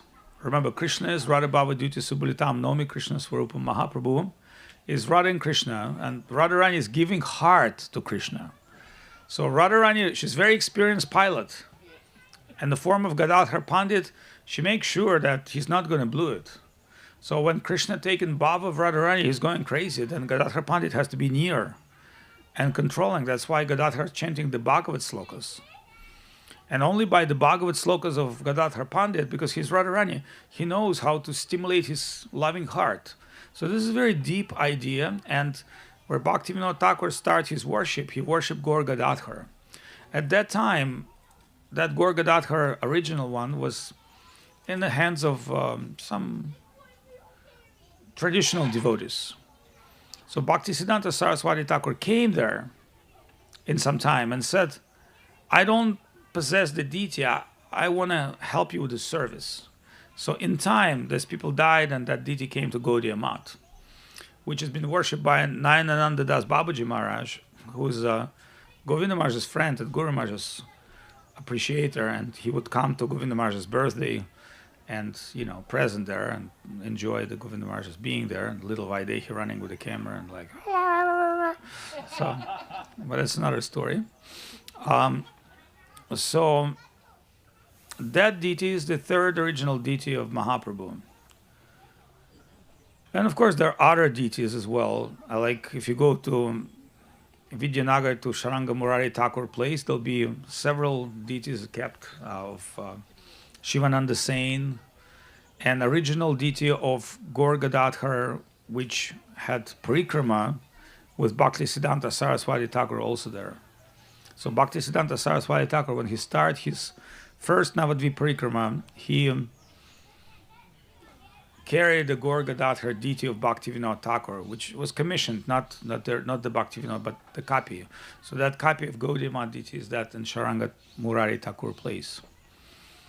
And at a certain point I thought, well, you have too many nice deities, give us some. And this person told, yeah, if Krishna wants, he'll come to you. Then I thought, yeah, it's just my jealous heart. I cannot offer anything to that deity. If I would offer a temple, yeah, he would come. But then I thought, well, we have Chaitanya Saraswat Math. We can't even take care of that one. So that was a thing. So later, Janav Devi came and she established the Shaktis, the female positions, and that's the story. And of course, many deities were in Puri, like Gopinath and other ones.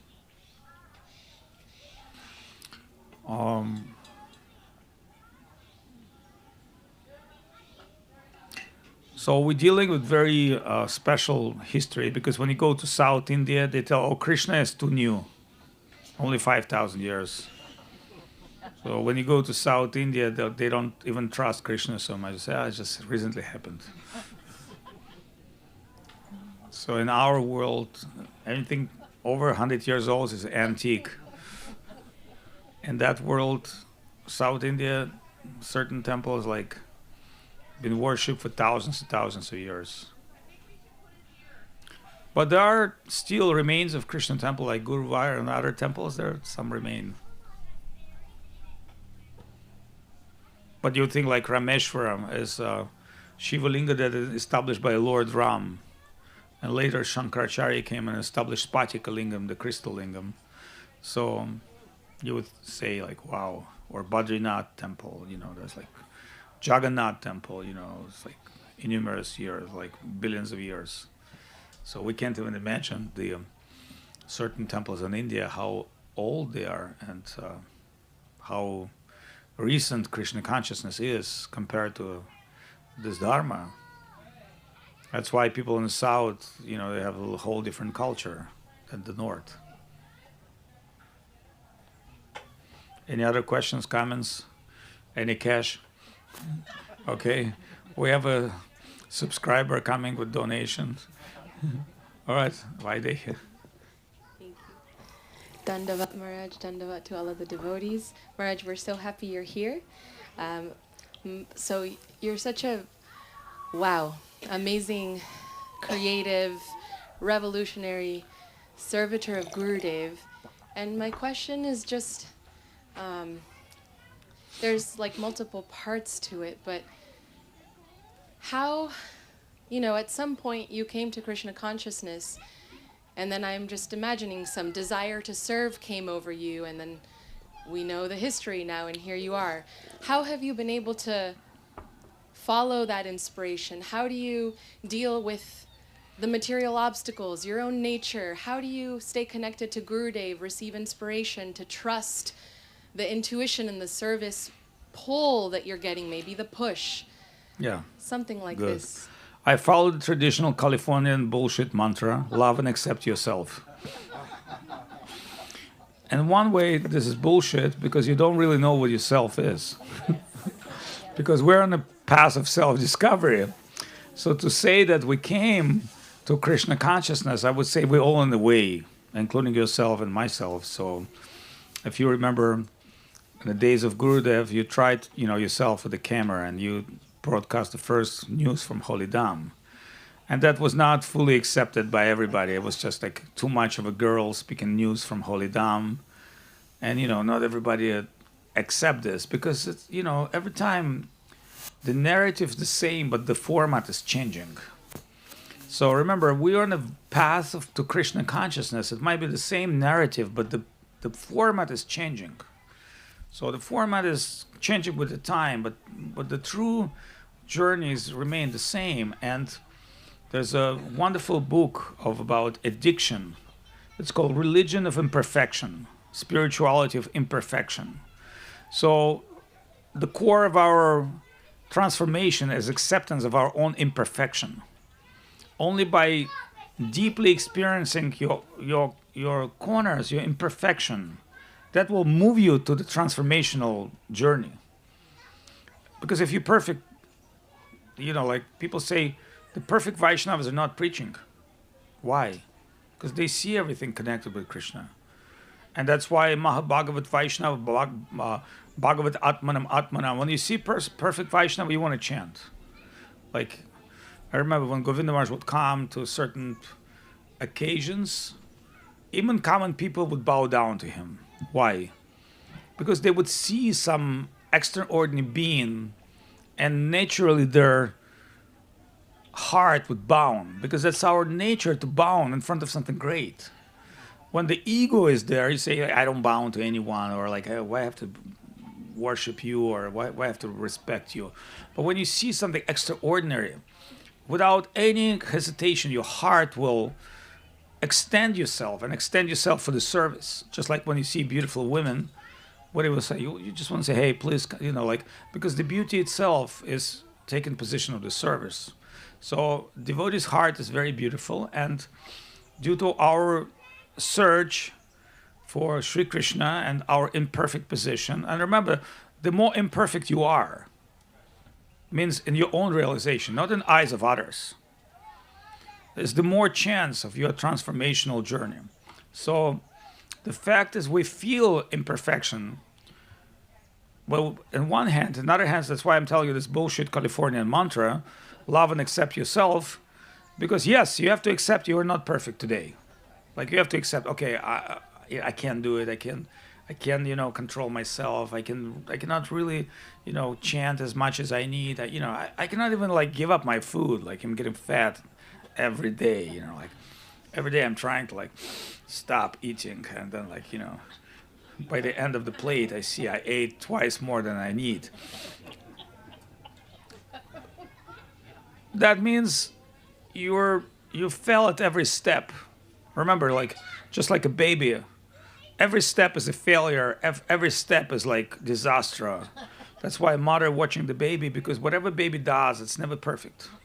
But their time come to you, where things start clicking from your inner heart. And that time may not be when you're the most beautiful and most attractive and the most, seductive. That time maybe will be when you're little, fat, ugly, and old. But that's where your inner beauty start coming. Your inner beauty, like you see, we have all our ladies. They're beautiful in a different way, through their heart, through their motherly affection, to their Krishna consciousness. And that's what real is, because everything's temporarily, it's superficial at one point. But when your heart has become beautiful, then you become beautiful. And that was Govinda Maharaj's style. Remember, Govinda Maharaj always was connected with the beauty. And his beauty was inner, glowing and shining. And we know he was very jolly when he was young, but his real beauty came at a certain time when it was inner beauty. And so our journey to Krishna consciousness is like that. Our journey is coming through the mountains of the false ego and to the land of imperfection and the land of failure. And, when you fail, next time do it better. Stand up and, wash. And Govinda Maharaj used to say, the mother never kick up the child. She washed his stool and, she let it go. So that's why we eternally grateful to our guru. He never give up on us.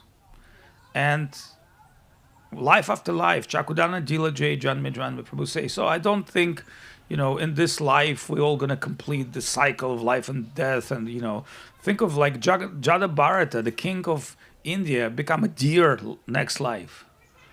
Like some of our friends already with faces like remind certain animals. So maybe an evolutionary process like a deer, it's like a little too much. At least we know deers are, by their nature, they're vegetarians, they're non-violent, So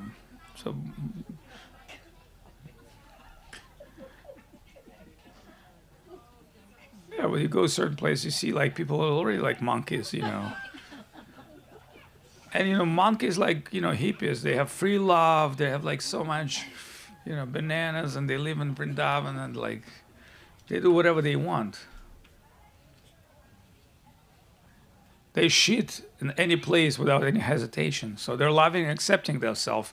But the difference between monkey and human, that as much as you accept your imperfection, you have hankering towards your spiritual life. That's very important. Because remember, you can't just say, oh, I'm the way I am, like this, It doesn't work. So you have to have that balance in your subconscious, self-discrimination. And at the same time, fallen soul, but, if you don't like it, somebody tell you, hey, can you help in the kitchen? Oh, I'm fallen soul. What about cure? No, I'm really fallen soul. Would you like some prasadam? Of course. So being a fallen soul is not, it's not supposed to stop you from trying to do some, service. Any other questions, comments, complaints? Yes, sir.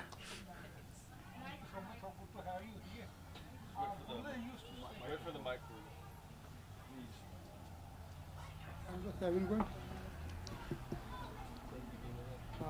Nanda Shiva Dut Maharaj. Yeah, Gurudev. Yeah, I was lucky, had some opportunity to serve Gurudev and at your association. So I heard Gurudev stressed on Vaishnava Seva. So could you explain a little bit that? I try to do that, but yes, your great fortune. According to Madhvacharya and other acharyas, one will not ever get direct mercy of Krishna until he fulfilled satisfied Vaishnavas. Krishna say, Yemi Bhakta Jana Partha, I don't believe Hare Krishna. Mag Bhakta Paramam Bhakta. This is the commentary of Bhaktisiddhanta Saraswati Thakur and Chaitanya Bhagavat, the very first cantor. Saraswati Thakur explained these things. And he's commenting this famous sloka, Aradhanam Sarvisham Vishnu Aradhanam Param, where Shiva, speaking with his beloved Parvati, and she tell him, so what is the highest worship? And Shiva say, Aradhanam Sarvisham Vishnu Aradhanam Param, the most exalted worship of Vishnu. But then Parvati said, but I don't worship Vishnu, I worship you as my husband. And he said, Pasmat Taram Taram Devi Tadiyanam Samarchanam. One who worships somebody who dear to Vishnu is more fortunate.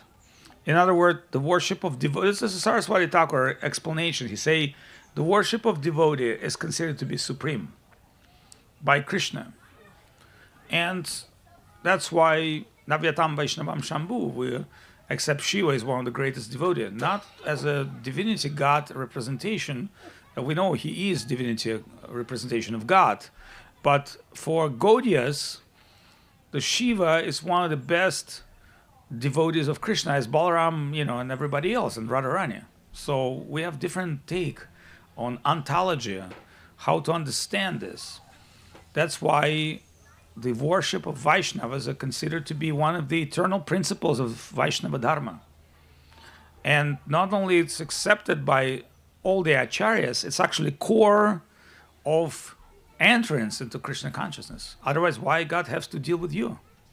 So one time I was asked Govinda Maharaj, who is this Vasudeva Dutt? And Govinda Maharaj looked at me, he said, you don't know the promise of Vasudeva Datta? I said, I'm sorry, Gurudev, I maybe missed something in the book. And he told me Vasudev Datta was the core of liberation of the whole universe. Say, well, we thought Mahaprabhu is the core.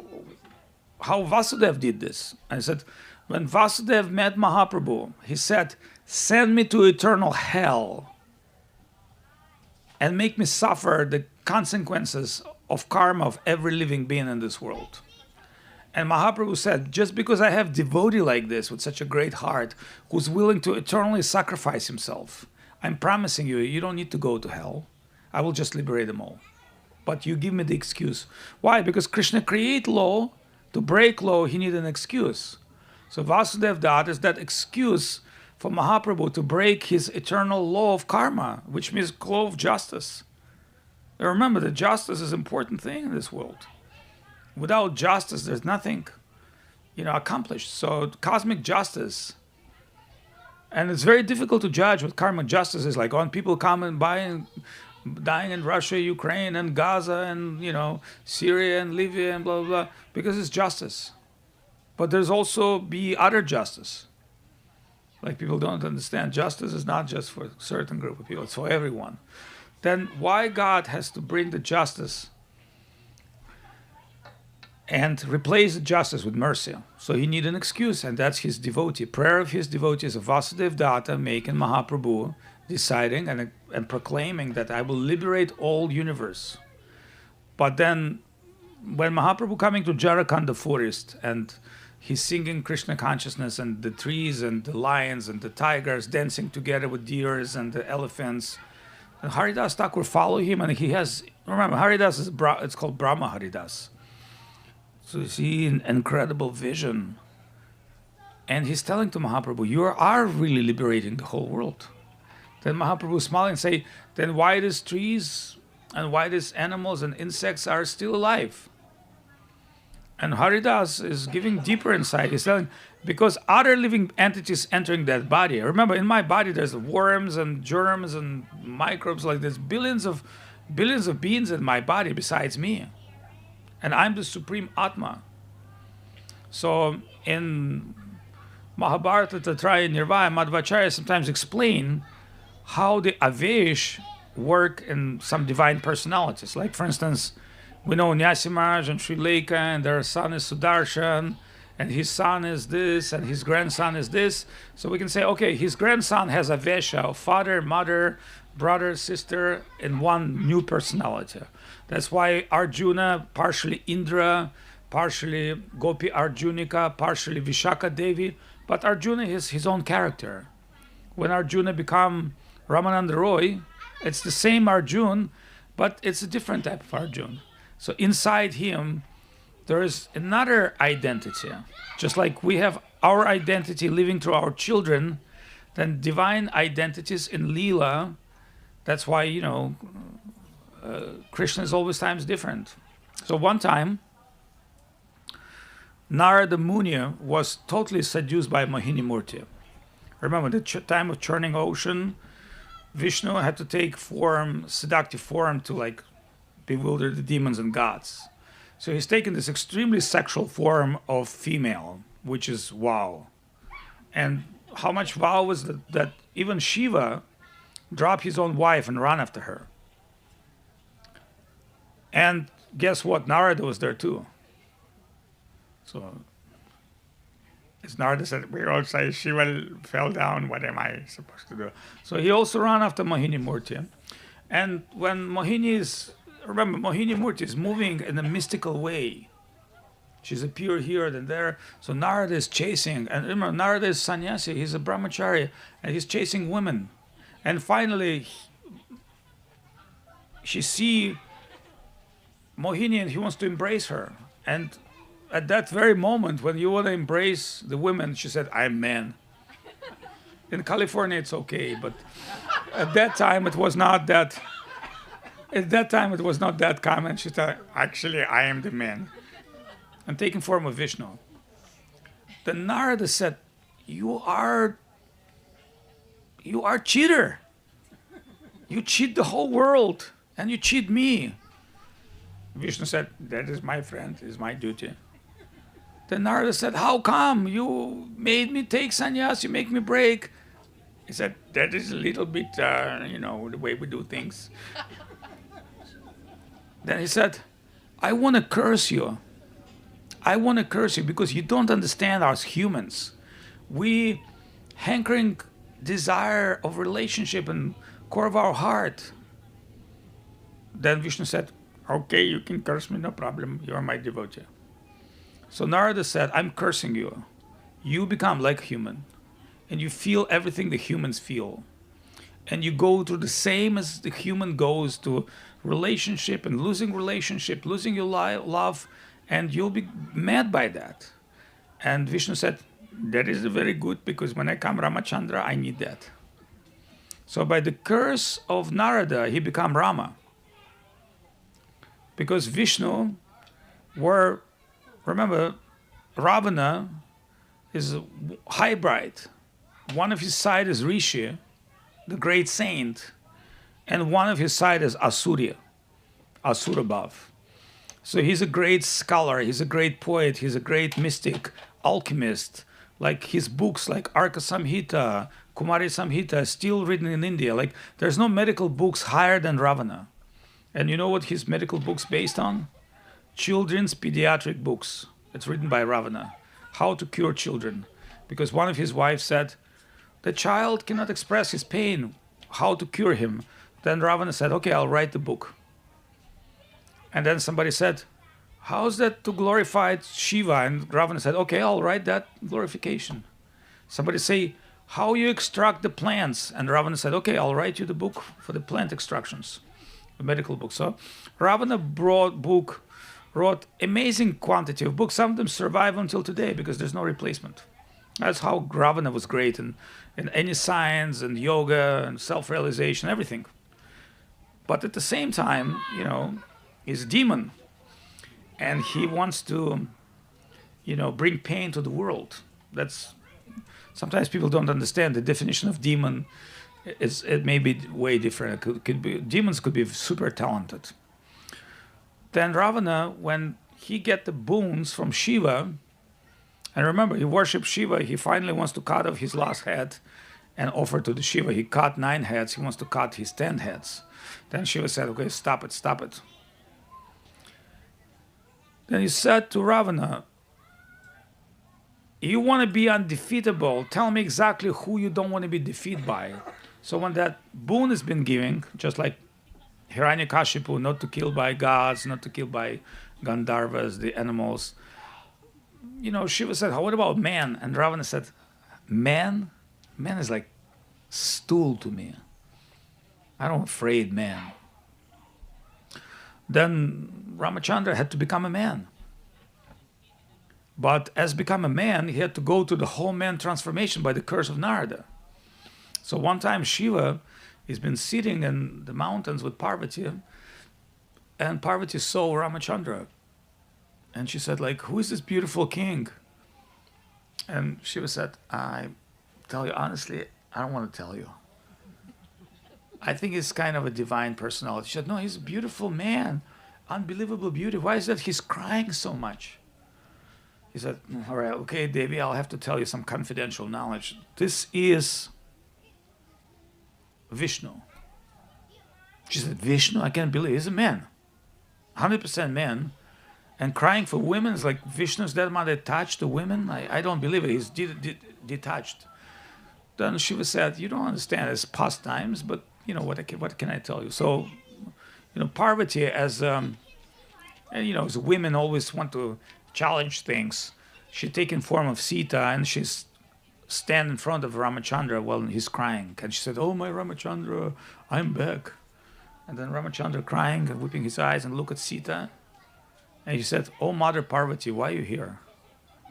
Why you take form of my wife? You have Shiva.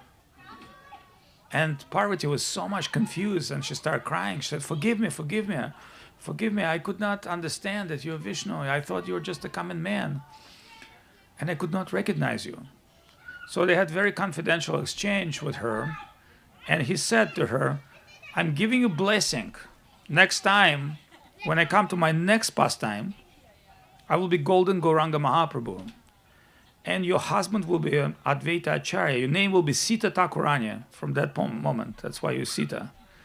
You will keep the name to the memory, but you will be the first person who will be able to recognize me. So when Chaitanya Charitamrita, beginning the Advaita and Sita coming, and Sita Thakurani with Advaita, they recognize, yes, he is he's Vishnu. And of course, because her husband, he understands who Vishnu is. So think of this, how deeply all these pastimes connected, where this begin billions of years in one place and going to another place, and that, this place, this comes from Shiva Purana, this comes from this place, that place. So this puzzle is not easy to build. But one thing we can understand, Krishna Lila, Amrita Sara, Sata Sata Satadhara, everything connects, Ram Lila, Krishna Lila, Gaur Lila. But Gaur Lila is the highest expression. The highest expression of drama. It's very humanized drama. The drama of pure love and separation. Mahaprabhu is coming, and taking sannyas and separate his mother and his wife, and he's coming to different places and meet amazing people and sharing with them Krishna consciousness. This is the highest form of God ever being expressing himself, and the most, it's just like complete coming out. As the word coming out means like, I really want to show you who I am. So coming out is Mahaprabhu.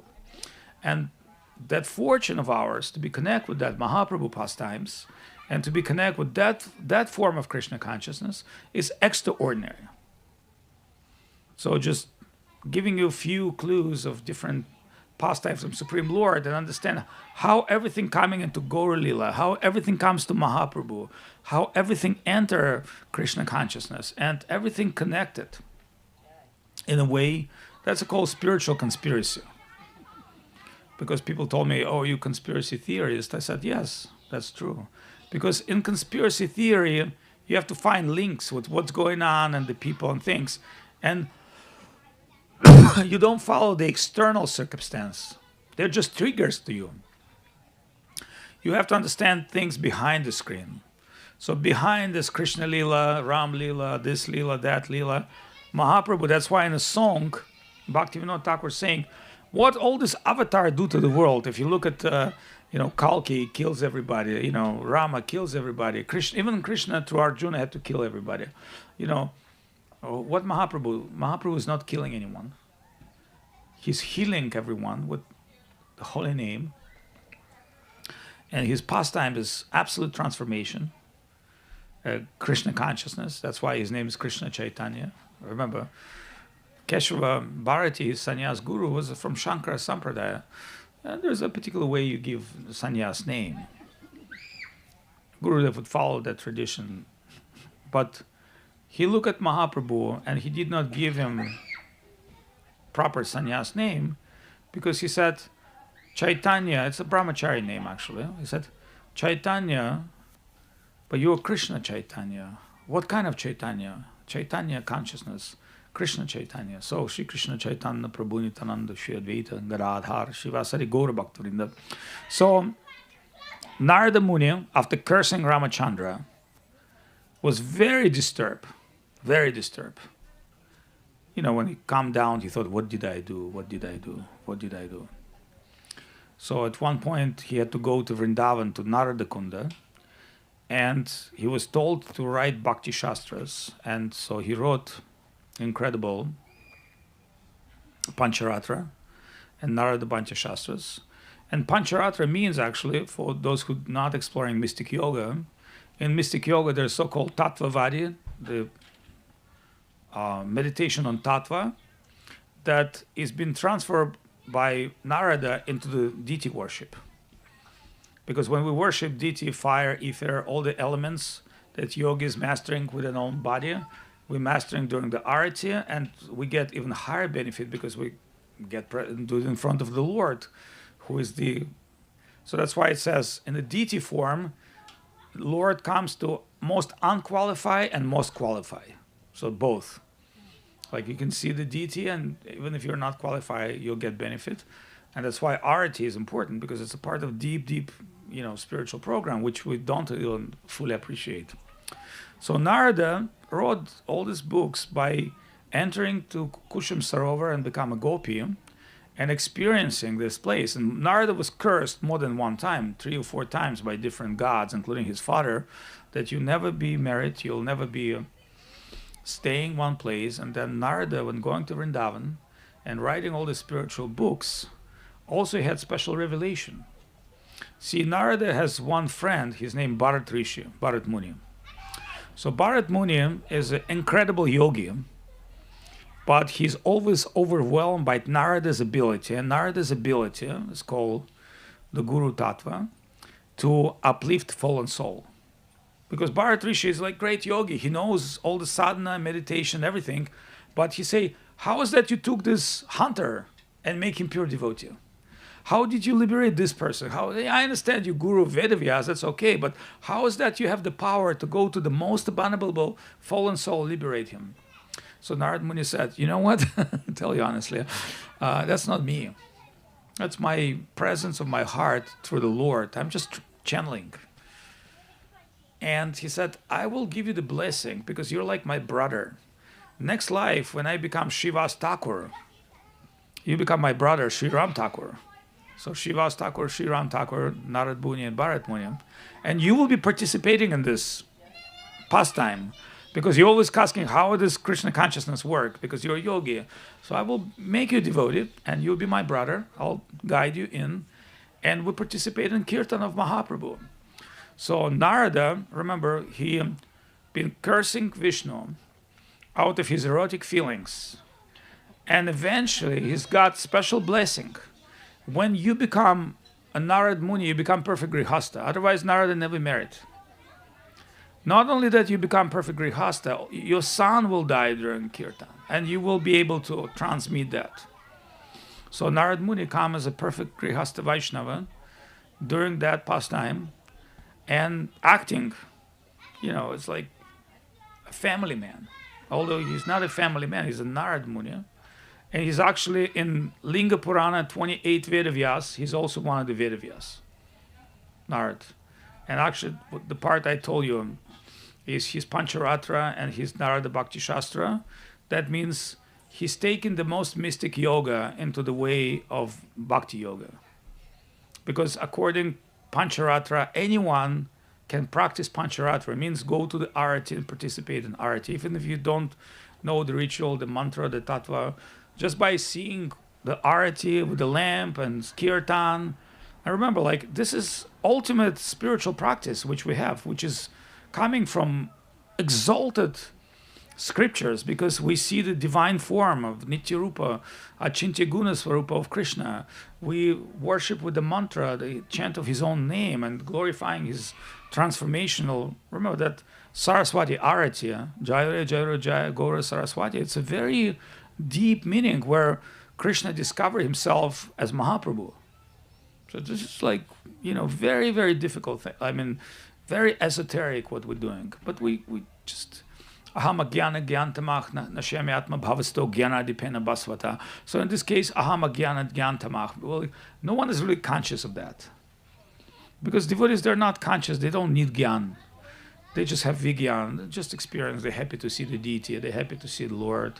They're happy to chant, like Jagadananda. He's like, hey, whoa, boom, boom, boom, with kartals. That's not in any book. That's beyond the book. And because it's a flow of heart. Do you understand? We're not trying to do like din din din or that, whatever you can. If you can scream, you scream it. If you can bomb, you do it like that, or you can dance, whatever. Or if you can stand, stir with your saliva coming out of your mouth, it's also fine. There's no one will tell you anything. That means whatever you are, it's the mystical process, and you can't really understand how your heart will react, how you purify yourself. So remember, Krishna consciousness is the highest expression of every spiritual aspect. In Mahaprabhu, giving us Bhakti Yoga. That's why Bhakti Yoga is the highest. That's why Sarvabhauma Acharya wrote in Sarvabhaumashtaka, Shri Krishna Sharira Dhara, that you coming in Kali Yuga by giving the Bhakti Yoga, the highest expression of spiritual thing for the most fallen soul, without considerations, without conditions. You are giving what gods and goddesses and divine yogis and beings cannot experience. You're giving that for nothing to common man who has no experience, no clue. But this is your mercy, and no one can judge you. And that's why we are having this gathering. And the reason that we're talking about these things, to be able to appreciate things like this.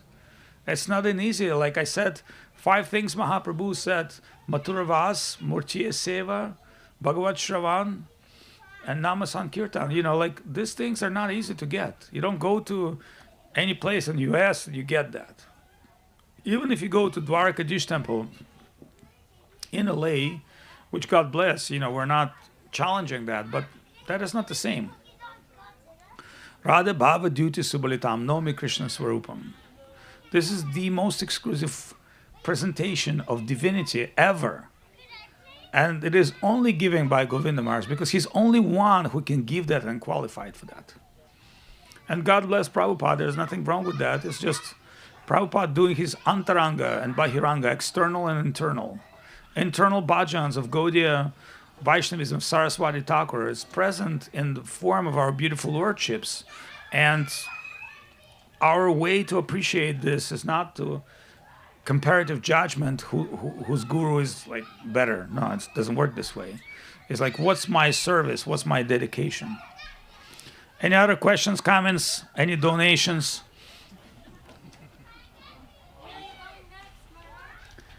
You have to pay more. Talk to my Russian secretary. He need more powder. I'm talking about Shilajit.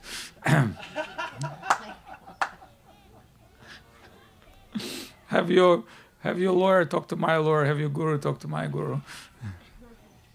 Anybody? Any other questions or comments? Yes, sir. Hare Krishna Prabhu.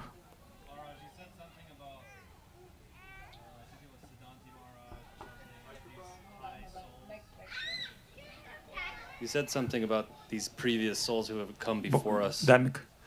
Sorry? Yes, he knows. Yes, continue. That have come before us, but they have departed already, and that you thought, we're all thinking that they've gone to a nice, better place. And you said something like getting things ready for us. So in some regard, those who can hold the line and keep progressing. Can you expand on that a little bit? Yes, I just tell you one story because the storytelling is the best. So once I was in Gora Purnima and Acharya Maharaj was very busy. And I told to Acharya Maharaj, I said, Maharaj, we need to talk. I'm going to be in Eka Chakra. And Acharya Maharaj told me very common, I'm coming there. Then I'm with Rupa and my team in Eka Chakra. We're doing filming of Eka Chakra. And I thought Acharya Maharaj is not coming.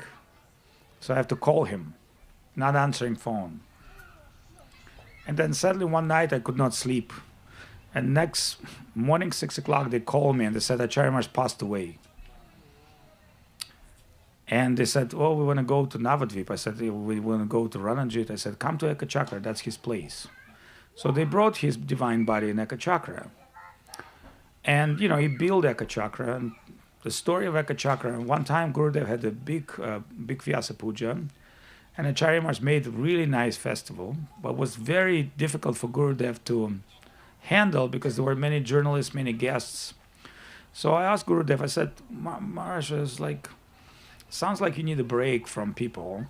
What if we go to Eka Chakra and, Katwa?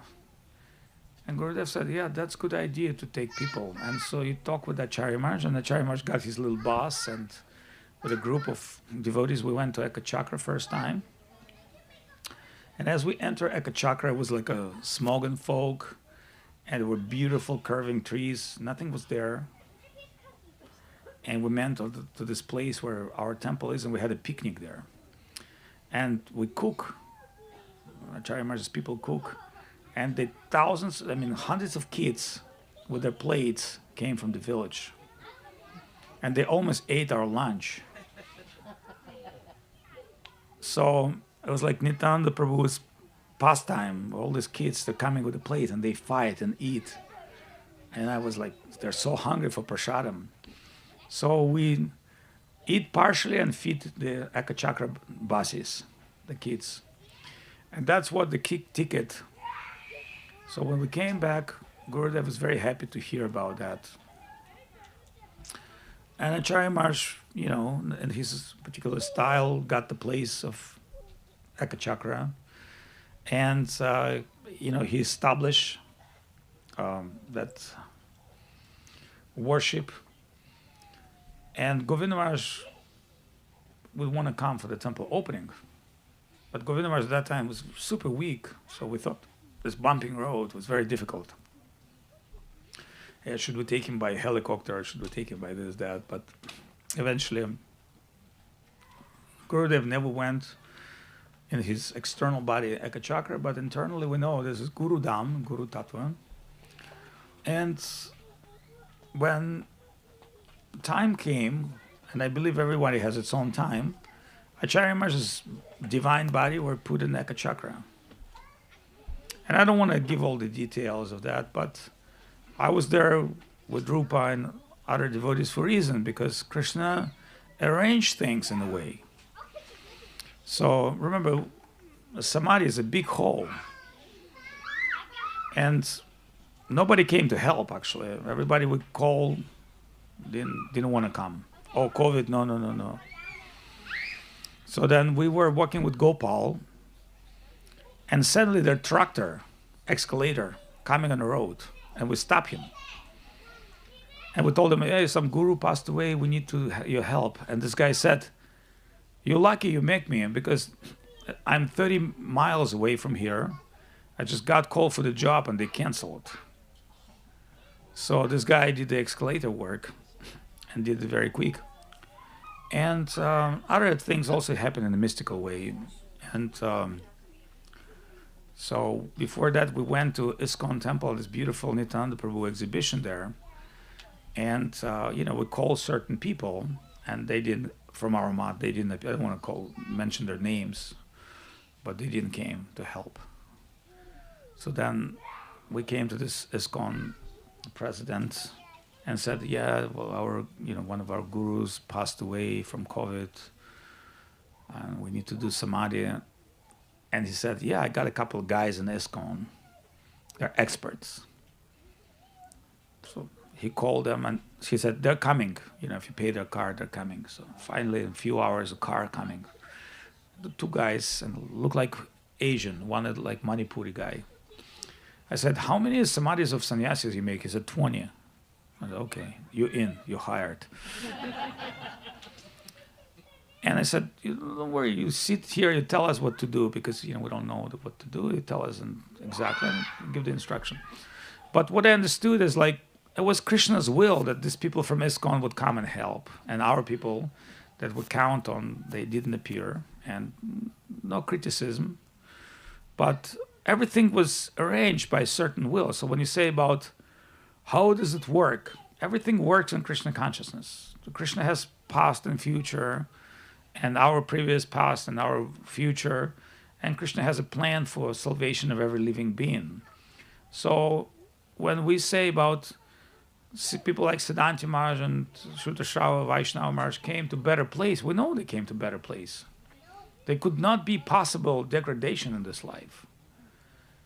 We know that they're, eternal souls and will meet again in different bodies and different forms and different times. But we know that soul is eternal, and we know that we, in this path, in this divine journey, there might be billions of years or millions of hells. It's not a concern. The concern is that Mahaprabhu is coming to this Kali Yuga to liberate living beings and most fallen living beings. So we might be in that line of most fallen living beings. And it's our fortune to be here today. And, some of the great personalities from our mat are no longer with us. But we know that whatever they are, and there's another story of Prabhupada which give you very clear perception what the guru is. So one time Prabhupada was many times criticized by Gaudiya Math people, sometimes willingly, unwillingly, but one time he'd been passing by from ISKCON Chaitanya Math, and he told his driver stop, and Prabhupada give dandavat from the car and go. Some Chaitanya Math people saw that and they said, hey, this Swami Maharaj is so arrogant, he couldn't even stop and get out of his car and go to his Guru Samadhi. And when this been translated to Prabhupada, Prabhupada said, they think their Guru is dead. He said, my Guru is always drying with me on the front seat. I'm in constant connection with my Guru. So if you think your Guru is dead, then your perception of Guru is mundane. He said, they're thinking like I'm every day thinking how to fulfill desire of my Guru. That's what I'm going. I'm going on behalf of my Guru, for the service of my Guru. They want to do the arati to Guru, which is wonderful, but their perception is not the same. So Srila Prabhupada showing us that we're not dealing with some kind of a dead matter. We're dealing with living substance and Krishna consciousness. And it's progressive. It's positive, progressive immortality, as Guru Maharaj say. It's not something mundane and physical. We're not dealing with physical reality. Although sometimes we get very physical with certain people to get them out of property, but that's another story. Unless they're totally crazy. Like if you're mad for Krishna, you're welcome. But if you're totally crazy, you're out.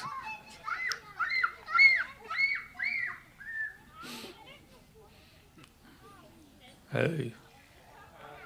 Dandavat Maharaj, I have a question. That's okay. You can ask at the same time all questions. Some devotees say that the spiritual world is some specific place in the universe, like Goloka Vrindavan is the planet.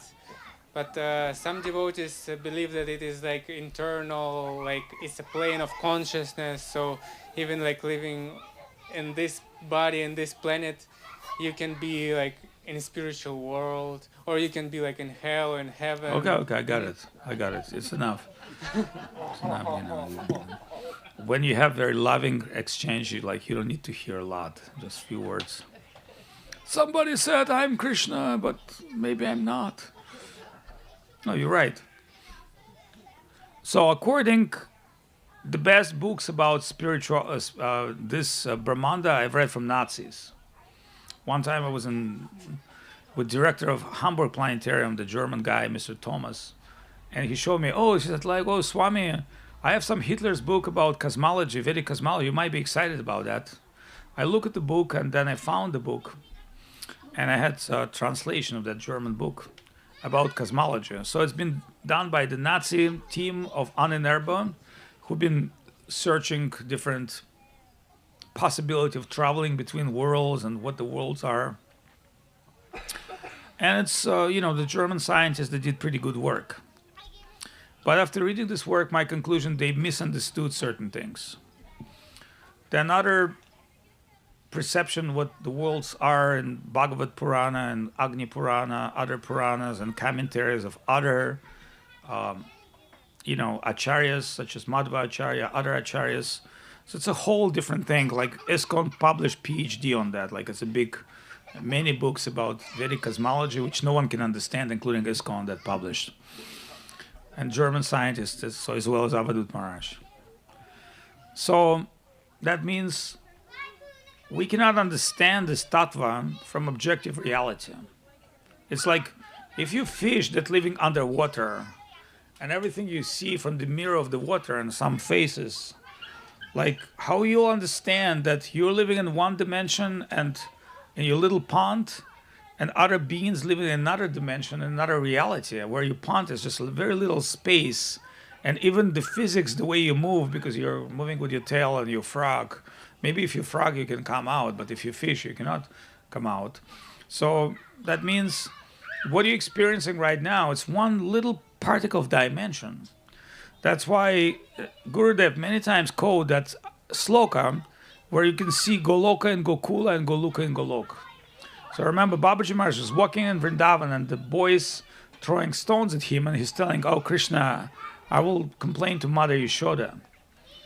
So Guru Maharaj, at a certain time of his age, saw what Mahaprabhu is doing in Navadvip. Mahaprabhu is moving towards Navadvip. Guru Maharaj had that vision.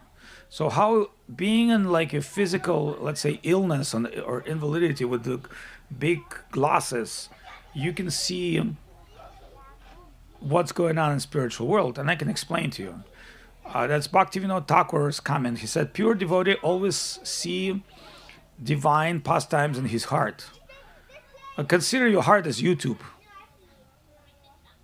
So when you go to YouTube, you select the topic, maybe news 10 years ago, and you watch that thing. So if you can do this in YouTube, to play back different clips of videos, think about Heart of Vaishnava that has all the pastime. Like, it's like we figured out what YouTube is. You upload any lila, any pastimes, any movie, anything. But think of this fragmented pastimes, and at the same time they're complete. So everything fragmented, everything complete. So Purnam, Purnayate, everything has complete and fragmented reality. So if we can understand there's YouTube in this world, then what is the world of consciousness? How is that world of consciousness? So when you're entering that YouTube, sometimes your mind is taken by that video. You're watching that movie, you're inside the movie, you're not, and so the difference between pastimes that you're watching, the film and the viewer and observer. And when you do computer games, you're the player. So if these things had been exploited for material benefits like computer games and films and internet, then how to speak about perfect world? The perfect world have to be way more perfect. But the reason I'm explaining these things to you, because if I told you 50 years ago what YouTube is or like computer games, it wouldn't make any clue. So now that you can compare this with your experience, you can say, yes, I got it. But 100 years ago, it would be useless to use that language, hard drive, internet, Wi-Fi. It would not make any sense.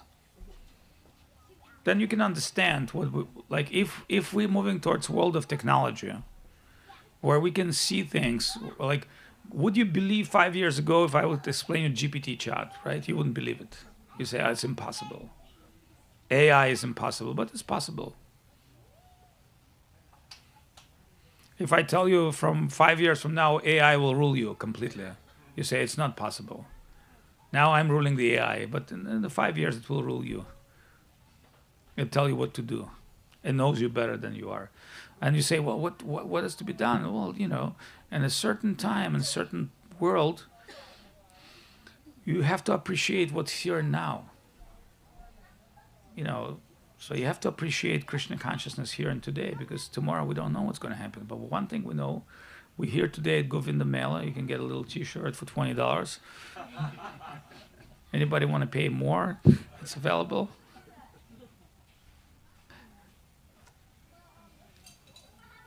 How many t-shirts we sold, Ramachandras? They're sold out. Okay. They're sold out. Okay, so we're raising the price. Now the next.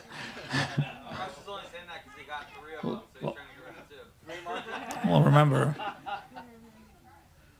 things start to circulate when there's opportunity. Okay, any other questions, comments? Yes.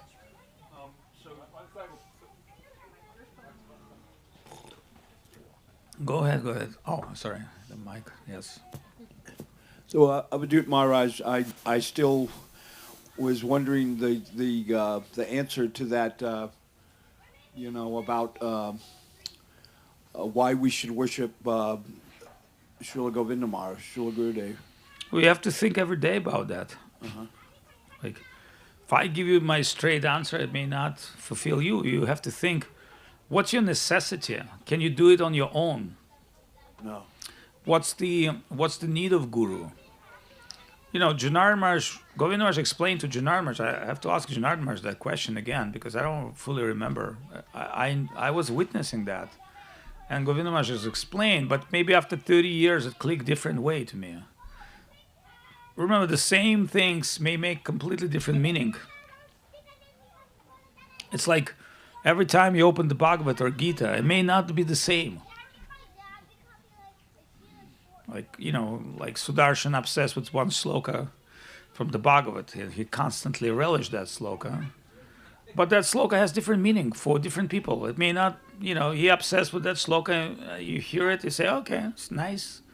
May not make sense for you, but, everyone is coming through his own stage of Krishna consciousness and going to his own inner and external and internal drama. And, everybody gets his own credits and points at certain points. So, and that's why Matchita Madgata Pranam, Badhayantas Parasparam, Kathayantas Chamam Nityam, Tushyanti Cham Ramanti Cham, to share that between ourselves. That's the greatest wealth.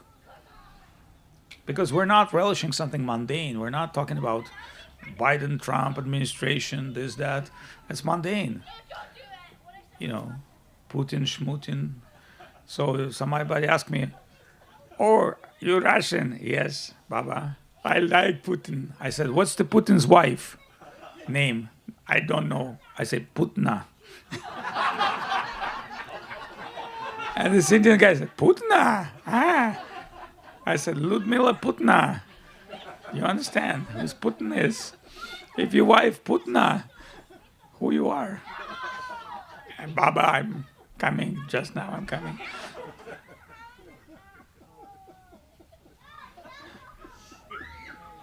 See, because people have different perception what reality is. If you live in Africa, you never seeing snow, you love snow. If you live in freaking Siberia, you love Africa.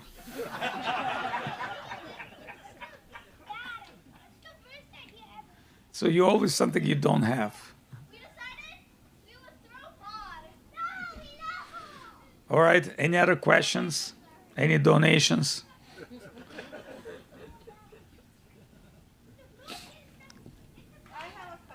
Okay. Excuse me? Oh, Mike. Okay, you can sing the song. Not gonna touch you, Maharaj. But my question is to you, Maharaj. Why do you follow Srila Govinda Maharaj and serve Srila Govinda Maharaj? That's a good question. When I met Govinda Maharaj, it was an incredible story. So Pradyumna, a friend of mine, invite me to meet Govinda Maharaj. And there was like Nitya Seva and a few other devotees, Tarun Krishna in New York. They rent a little place in Queens. And Govinda Maharaj late for about 4 or 5 hours. So we wait, and not coming suddenly because Giri Maharaj's, Govinda Maharaj came to Giri Maharaj's place, which was like 4 hours from New York.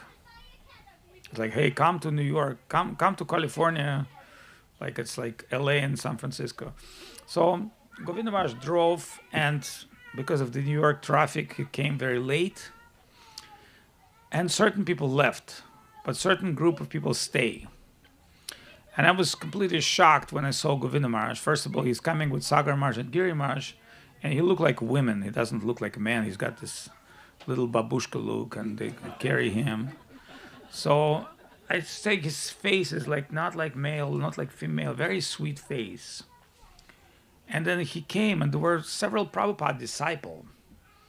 Then so when Govinda Maharaj started speaking the glories of Srila Prabhupada and spoke so affectionately, it melts people's heart.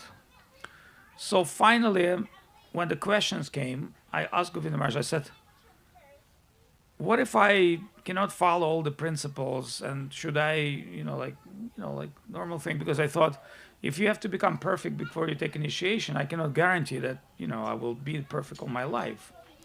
So Govinda Maharaj told me the story of Shalagram Shila and butcher. One butcher sell meat and put Shalagram Shila as a weight on the scale. And then he told me the story of prostitute that offered Jagannath prasadam.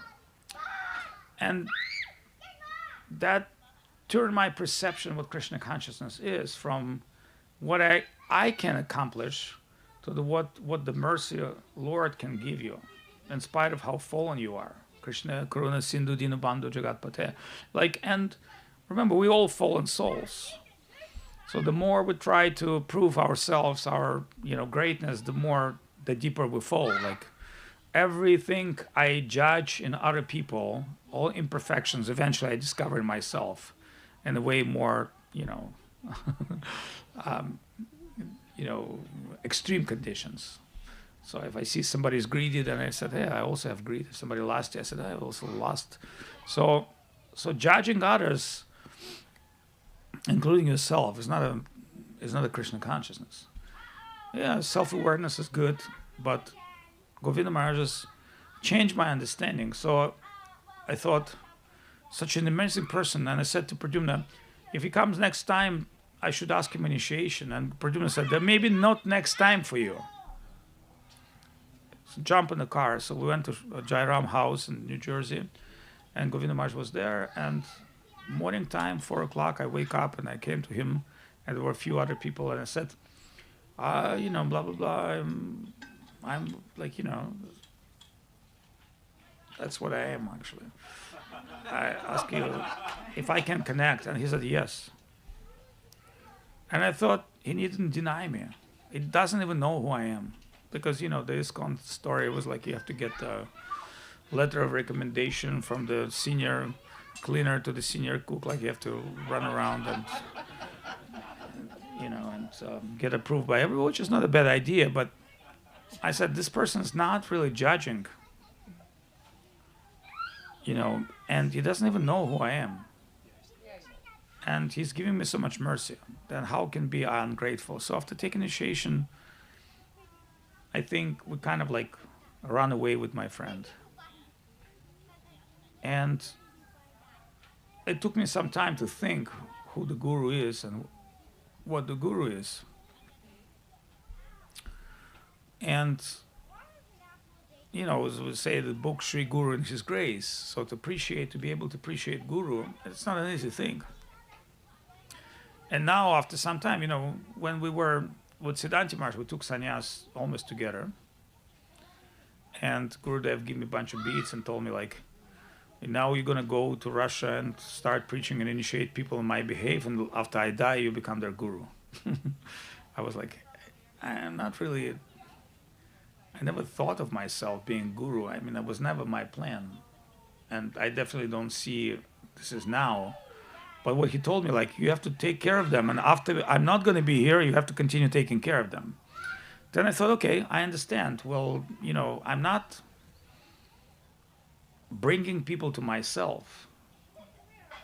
Rather, I connected them with Srila Govinda Maharaj, and I'm, trying to follow his instruction to take care of them. And it sometimes works, sometimes it doesn't work. And, like most of my disciples that are considered, I'm considered them as my friends, not as like my, I never, they love me and I love them. But, like somebody like Rupa, they're completely off-road. They go off-road, the pilots, the helicopter drivers, they fly. They don't go by the rules of this.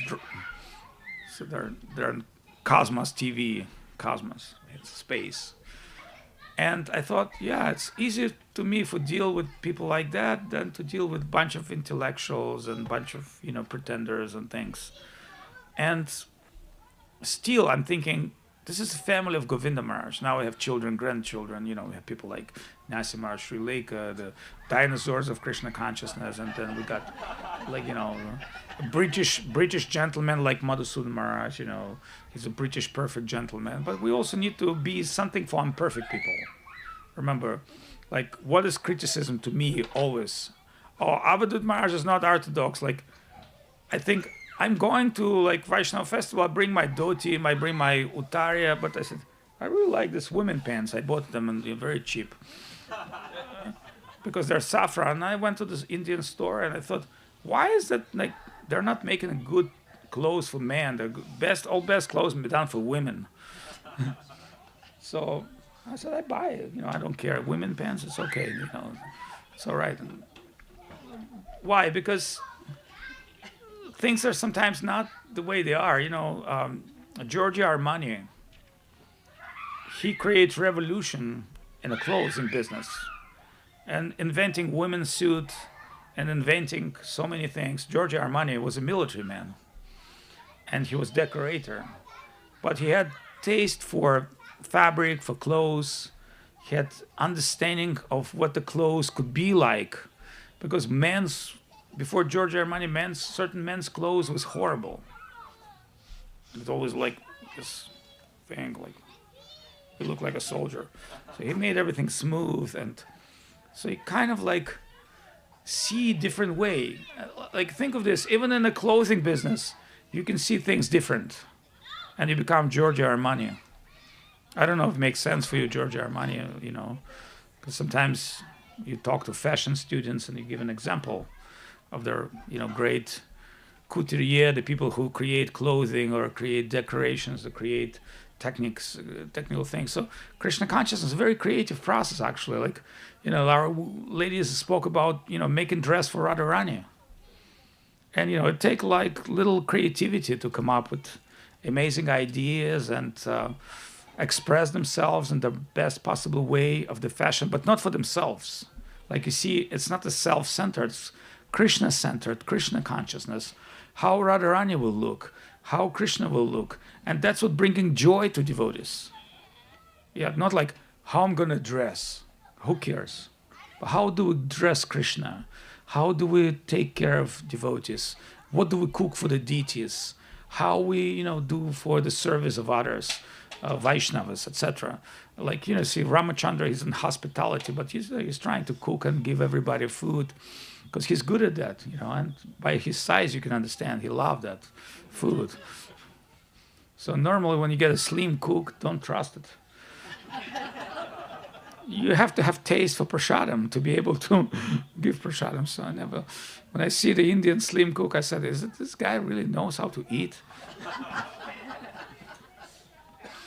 So you have to have some taste. And that will print in your heart. So then you can understand. One time with Ramachandra, we traveled in Crimea, and he tried to impress us. And, there was nothing to eat. So Ramachandra went, collect some peaches, chocolate, and he made barbecue peaches pears with chocolate, right? Yeah, peaches with chocolate, barbecue peaches with chocolate. Devotees were shocked. Because, he can cook on friend, like, add some chocolate and do some, like, peaches and, like, taste amazing. I never had it before. So that means in Krishna consciousness, it's always like that. It comes in a particular way.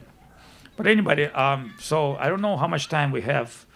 I can, like, I tell you one thing. So one time when I took sannyas, some devotees invited me to Ukraine. And there was a new guy. And I said, so where do we preach? He said, in the chess school. In the very center of, Ukrainian town, Zaporozhye, the chess club where they play chess. I said, okay, that's fine. What time? He said, I rented from 11 o'clock in the morning till 11 o'clock at night. I said, okay. So I wake up in the morning, I cook, I eat, because I know I have to eat lunch and dinner at the same time. And I went to that place. So I'm speaking 11 hours a day, like from 11 o'clock in the morning to 11 o'clock. People coming, they're coming, leaving, new people coming. So, but I said, okay, I'm going to speak everything I know. So I'm speaking nonstop, and some people coming, some people sleeping. So there was one old woman, maybe like 90 years old, came every day. She sit down in front of me, and she's like... So after 7 days of my saptaha, I asked her a question. I said, what bring you here every day? And she's like, oh, my son, I've been passing by, but I'm dressing in the saffron dress, look like women dress. She said, I saw you like a dress like a doctor. And I said, I haven't slept for 25 years. I enter and immediately got into sleep. So I start coming every day, and my sleep is start coming. 25, I could not sleep. So every time I come and sleep, I said, then my conclusion was, whatever I do, it works on some level. Yes? One last question from my part. How many times did Gurudeva visit Russia? I think 8 or 9 times. We had some fun. I'll tell you one interesting story. So one time Gurudev came, And he had to go back. And it was October. And Russian, October, November, December, so snow comes November. And Gurudev told us, I never seen the snow. I've never seen the snow here. Show the pictures. Next day, everybody wake up. There was snow at that night. And it melt during the day. But night, it was a snow. And Gurudev said, yes, Krishna showed me the snow. That's miracle. I mean, there's never snow that time. But his divine presence gave a lot of things. So one time my father came to Govardhan with Gurudev. And my father is like, he's not very disciplined, not like me. So my father like went to sleep. And nighttime he heard bell, bam, bam, bam, bam, arati. So he wake up, put his dress, put his tilak. And then there's no sound. So he looked at the clock, it was 3 o'clock in the morning. And arati started about 4:30. So 1.5 hours. And he was like, wow. But he's ready. He said, okay, it's no point of taking off the dress. So let me lie down. And he went to sleep. And at that moment, he saw a dream. They're walking around Gurudev in Govardhan. Parikrama. It was Govinda Maharaj. And they sit down somewhere and he saw a little child crawling, naked child. Like little child but naked. And my father took that child and covered him in his chadar. He said, because it was very cold in the morning and that child very cold. And that my ex-wife said to my father, you bring Gopal. And interestingly, that child told to my father some weird words. And my father was very shocked and wake up and blah, blah, blah, blah, then talk to Gurudev, and Gurudev didn't say anything. But that child said to my father, like he said, oh, tell your son that Lenin is demon. And interestingly, in my office, I had an old Soviet portrait of Lenin, which I put him tilak and saffron dress. And I said, study, study, study, like study Shastra. But when my father came from India, I picked him up in the airport. He had this Gopal, which he got in Govardhan. And then he realized what this little child told him. And he started screaming at me. He said, why you put Vaishnava tilak, holy Vaishnava thing on this demon? And then he told me the story. And I realized, yeah, this guy is a complete demon. Like, why do I have to really give him anything? So kind of offense from my side. But from another side, see, we live in a world of consciousness where everything connects.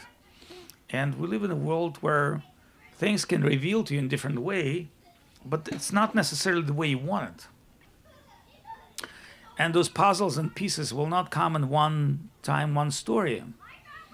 So, don't try to get all the objective answers in one talk. Remember, it's subjective evolution of consciousness.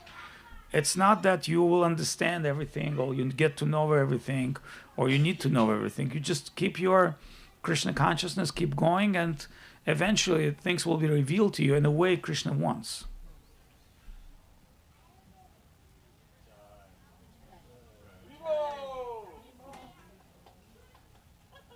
Sounds very enthusiastic. Remember, this rest of people is just sleeping like. And Avadut Maharaj is boo, boo, boo, boo, boo. Okay, anybody has any provocative questions?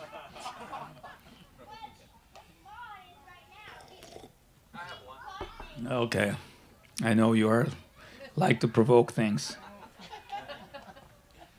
Maharaj, what's your feeling about these like international festivals within our mission that you used to have the Veda life and Govinda Mela here, or Villa Govinda, or the Okay. festival in Thailand. Yes. How do you think in this time, post Gurudev's manifest pastimes, how this can help unite us as a whole, as a mission? How do you think that contributes to that? Well, remember, we unite by consciousness. And, certain things I thought. I asked one devotee when. Remember, we did Vedic Planetarium, so I asked one ISKCON guru, and I said, isn't Prabhupada want us to work together? And this devotee said, yeah, that's true, but you have to be very sincere for that. Remember, it's about a particular sincerity level. Like some people just, want to be a leader. They want to lead. And they have an ambition, which is not bad. So, somebody has an ambition to do something, and he does it. And somebody has another ambition. But, in time, to me, I look at these things very philosophically. Because I understood, it's very difficult to put people on the same page. Because sometimes in the heart they're on the same page, but their ego or their perception about how to get things done is different. So that does not mean that it's right or wrong. It just means, whatever the two intelligent people, there might be different opinions. So remember, Gurudev said, collaborate with those who are seeking collaboration. And I believe that's a great advice of Gurudev because, remember, I used to invite everybody to our festivals. Like we got a bunch of people from Soquel and people from all over the world come to Russia with Govinda Maharaj because I thought if Govinda Maharaj will come with entourage like Janardhan Maharaj, Ashram Maharaj, how much people will realize the glories of Govinda Maharaj. And I understood he got this charismatic personality that just everybody's accepted. Just like, many times I spoke in Thailand with a Buddhist monk. I said, who's Buddha? And they said, oh, he's an ordinary man that achieved perfection. I said, I'm also an ordinary man. Can you worship me? They said, no. I said, so why is that everybody worship Buddha? Although he's ordinary man, but nobody really want to worship me or you or somebody else. And obviously that Buddha has that divine position that everybody is accepting. So when Govinda Maharaj was in our mission, nobody would challenge Govinda Maharaj, neither any of the sannyasis or leaders, because Govinda Maharaj was an unchallengeable position.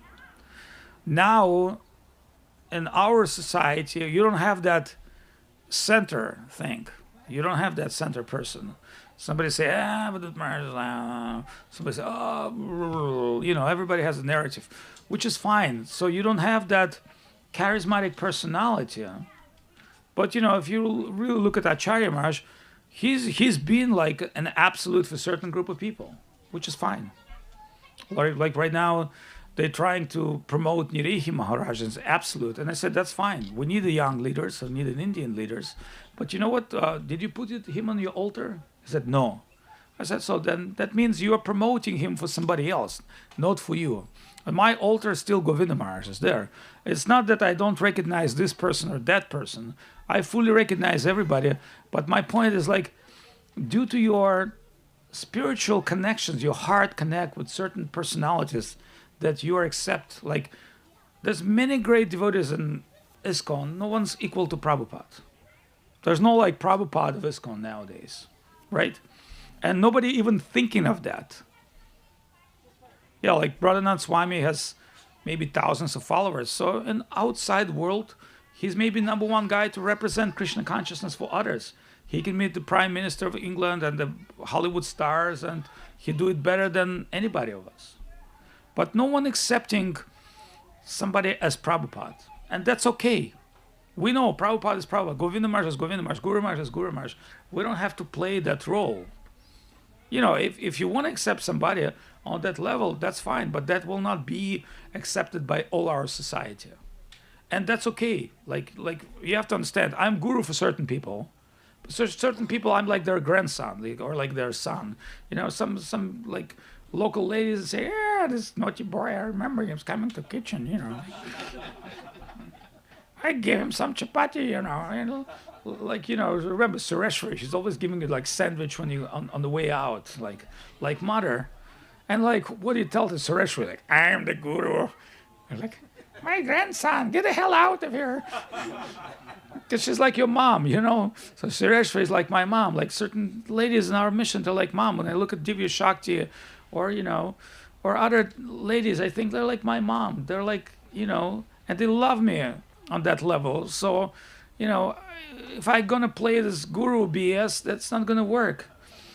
But for some people, I come and I play like I'm an important guy. It's okay. Not here. So, like, Janardhan Maharaj is like amazing person, but everybody knows him here. Like, he doesn't have to, do another show to establish himself. He's already established. Or like Hashipriya, he doesn't have to be at every program, but everybody knows Hashipriya is the program. Do you understand? So if you expect Hashipriya to be at every program, then how is this operations running? With somebody on the back. Then you have to also factor these things in. Like, I enter here, I see beautiful place taken care of. It's not that easy to maintain temple for so many years. Not that easy. That means you have to recognize certain things. And this is called Krishna consciousness. So whoever will be the next Prabhupada or Vishnupad or Babapad, it's okay. I don't have any problem with it.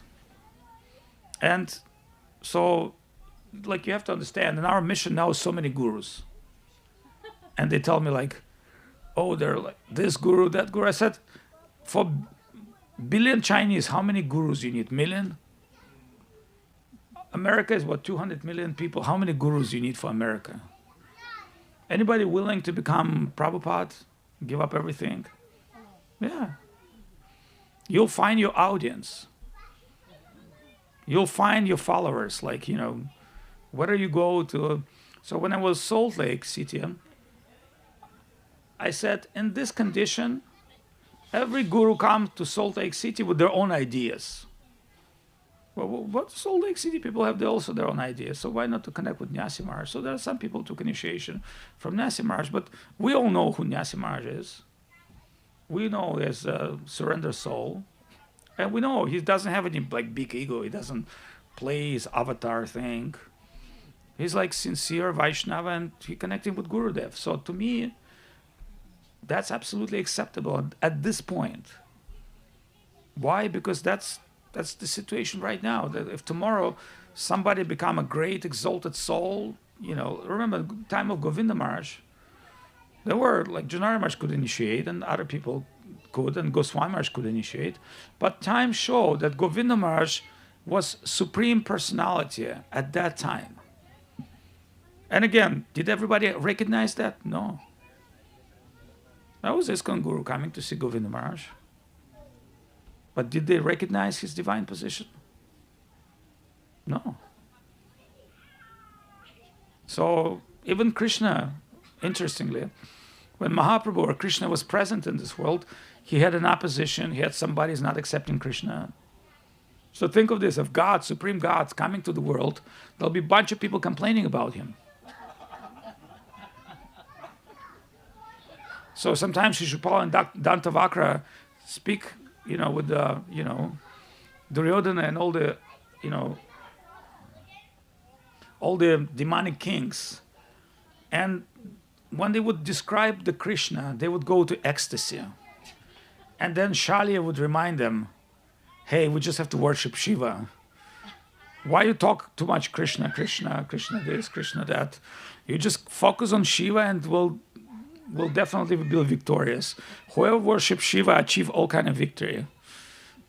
So even the demons would be overwhelmed with glorifying Krishna, but their consciousness, they were in rasa of enemies, a competitive rasa. So from the rasa analysis, be competitors, not bad. I always say to some great personalities. Okay, you build your temple, you invite us to take prasadam, we'll be happier. You know, because we know it's not. It's to maintain the place. It's not like to be loyal to the moment where you're alone in arati. That's what counts. That's why. See, I'm accepting things in one way that things are not supposed to go the way I want. Like I thought, I maybe come back to Ukraine. Now maybe I never come back to Ukraine. God knows. Because, you know, anybody Russian, not allowed. I thought, I maybe come back to Russia. But with the new law, they give me 10 years of jail. Why? Because it's the new law. I'm not pro-Russian guy. And I don't care about this war because I understand it's all set up. It's a big business, shorting population. So I need a Russia-Ukraine. But this is condition. So you don't have to like, you cannot even explain social truth, what to speak about spiritual truth. So, you know, in the social world, you get yet 10 years of prison for your opinion. So, you know, then I have to accept things, okay? What should I do? Where do I go? You know, I would be now in Russia. Because in Russia I have 5-6 festivals, big festivals. Ukraine, 20,000 people. You know, a couple, like in Festival of India, we started in Moscow, 300,000 people coming in 2 weeks. 300,000 people. We started this festival. Now it's big festival, supported by Indian community. I've started this with elephants and a bunch of devotees with kirtan and prasadam 25 years ago. And 25 years ago, it's become big federal festival, Days of India. And they know I've started. So every time I invite, they tell me, this guy started this festival. It was not by government, not everybody else. And it's been taken over by Indian Association, which I'm happy with because they're dealing with the government licenses and things. They wouldn't give it to Hare Krishnas right now. But every time they have Ratha Yatra, they have our, like, we always welcome at that event. And we don't have to do anything. Just come and set up domes and decorations and chant. And they're happy with us. But I'm here in Govinda Mela. It was not my plan. I didn't came to Govinda Mela. It just happened to be here. And like I'd be here maybe tomorrow afternoon. We're coming back with Sudha Krishna because he need to get to work.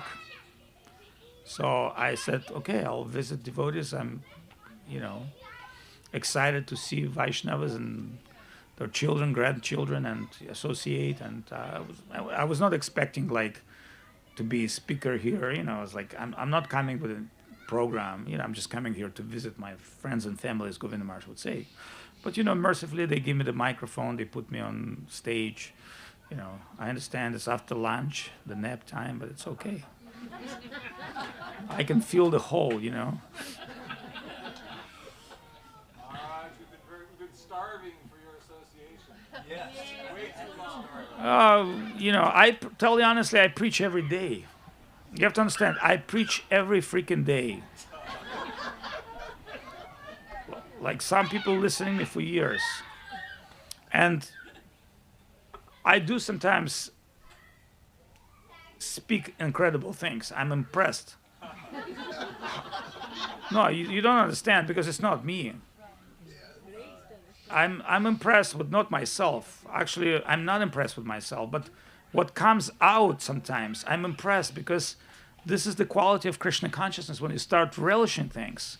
When you like crypto mining in quantum physics, this consciousness, you will have to say something new because it will come to your heart. And it normally comes by the association of devotees. So I was invited to Pyramid House near Shimhananda Prabhu, and his beautiful wife, she's Ukrainian, and they told me, hey, Swami, why don't you preach here? And I said, I'm not going to preach in ISKCON Namahat. I said, why? I said, because it's your Namahat, you guys preach, and I preach to you. Because if I come to ISKCON Center, I'll take over. No, honestly, I know. If I come anywhere, I'll take over naturally. And then people say, oh, this guy came and he took over the ISKCON Namahat. So why I have to do that?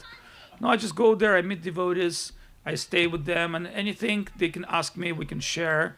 And they were very happy. They said, "Oh, thank you for being with us," because I said, "Why do I have to take over ISKCON Namaha? Then I have to explain things, and like, I better preach to you. You're Prabhupada disciple. Okay, give the general talk. It's fine. You need to ask questions. You can say, hey," and I don't like really lay trips on them, because tell you honestly, it's not what we're looking for. Govinda Maharaj said relief work. We're coming here to relieve. We're seeking relief from our politics. We got few politicians in our mission. I'm not going to go quote their name, but to me, they're just politicians. They do diversity. So I gave up on this long time ago, because I'm not interested in that. The politics will always find what's difference, and what's great about. Like when they told me, "Oh, now the Nirehi Maharaj," I said, "Yeah, I like the guy. If you read all the books of Sridhar Maharaj and Govinda Maharaj, I think it'll be amazing." But you know what? Govinda Maharaj took 40 years to train by Sridhar Maharaj. So if you accept him as your future, then invest some training into the guy. When I met him, I said, "Maharaj, I'm excited about your spiritual thing. Why don't you translate books of like Sridhar Maharaj to like Bengali and, Bihari? We need that books for India." I don't speak Bengali, I don't speak Bihari, but you are. And now with GPT chat, it's the matter of like pressing button and like edit it. And then we got all the teachings of our gurus in Indian languages. Tamil, Malayalam, Gujarati. You need to put all of that. And you need to be an Indian guy to be able to inspire Indian people, because Indian people, they're as racist as Americans. And you know that. They will not accept. You need to understand Indian people. When you give donations, they take you seriously. But when you go to Vrindavan, to like kitchen, they don't take you seriously. If you become Pujari in Vrindavan, they don't like that. And I get it, because they want to keep tradition. They have rules. That's why Sridhar Maharaj, he would keep brahmachari male as a Pujari. He wouldn't want to have Western people give class, because he has Brahminical samskar. He doesn't want a bunch of mlechas. But as a devotee, remember, like worship the deity, it's a Brahminical thing. Chant Hare Krishna is another story. That's why Govinda Maharaj, you don't understand what Govinda Maharaj did to break out to that, like sitting with everybody, eating from the plate, Govinda Maharaj really like Vidya Bhushan. He's from Brahmana family. But his humility, so not only like Russians or Ukrainians or Americans, everybody's racist in their own way. Try to bring a bunch of white people to, Latin America, they'll tell you you're gringo. They play mridanga better than you are, and that's okay. So diversity is not a bad thing. And for Indian people to keep honor of their culture is not a bad thing. So that's why they don't let you into Jagannath temple, and thanks God.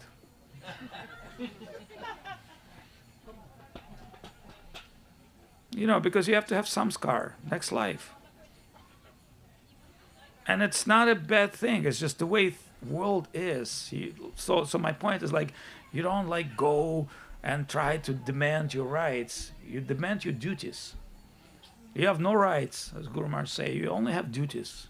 So think of your duties. Your rights will be granted you, next life and afterlife. In this life, you have the duties.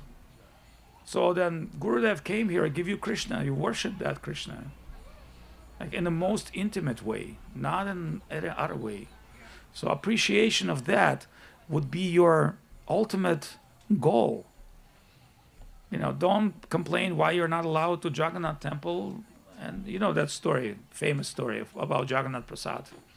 So I don't want to quote some names, but some famous ISKCON guru came with a bunch of people to Puri and start complaining, "Oh, we're devotees, you're not letting us in." So one pandit took Jagannath Prasad and threw it to dogs. He said, "You go eat it." And this guru said, "Me?" And that pandit took prasadam from dogs and eat it and said, "You see, that's why we don't let you in the temple, because Jagannath Prasad never contaminated. And your consciousness contaminated. You don't understand what prasad is. So we give you prasad outside and you pray to Patit Pavan, but you don't have to come inside. Don't be, like remember, Haridas Thakur never went to Jagannath Mandir. So if Haridas Thakur, who's Brahma Haridas, never went there, so why do we have to demand things we're not, and that does not mean that Jagannath is not merciful. In time of Ratha Yatra, you can come and embrace him. So everything has its own position, and that's why it says Krishna Bhakti Rasa Bhavitamati Kriyati Yati Kutopya Labhyate Atra Laila Makamulya Makalam Janma Koti Sukritai Labhyate. You have to develop your desire for Krishna consciousness. That's what counts.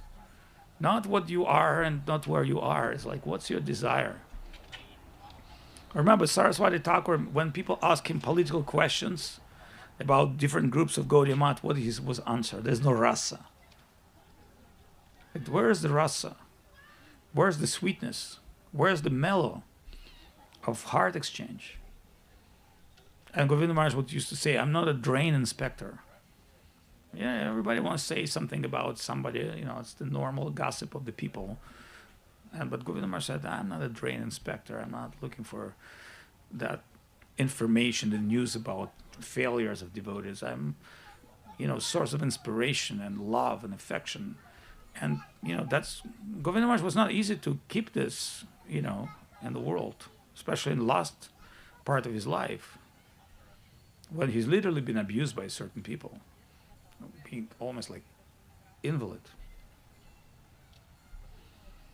So if Jesus Christ was betrayed, as Govinda Maharaj was betrayed by certain people, then, what's the story about us?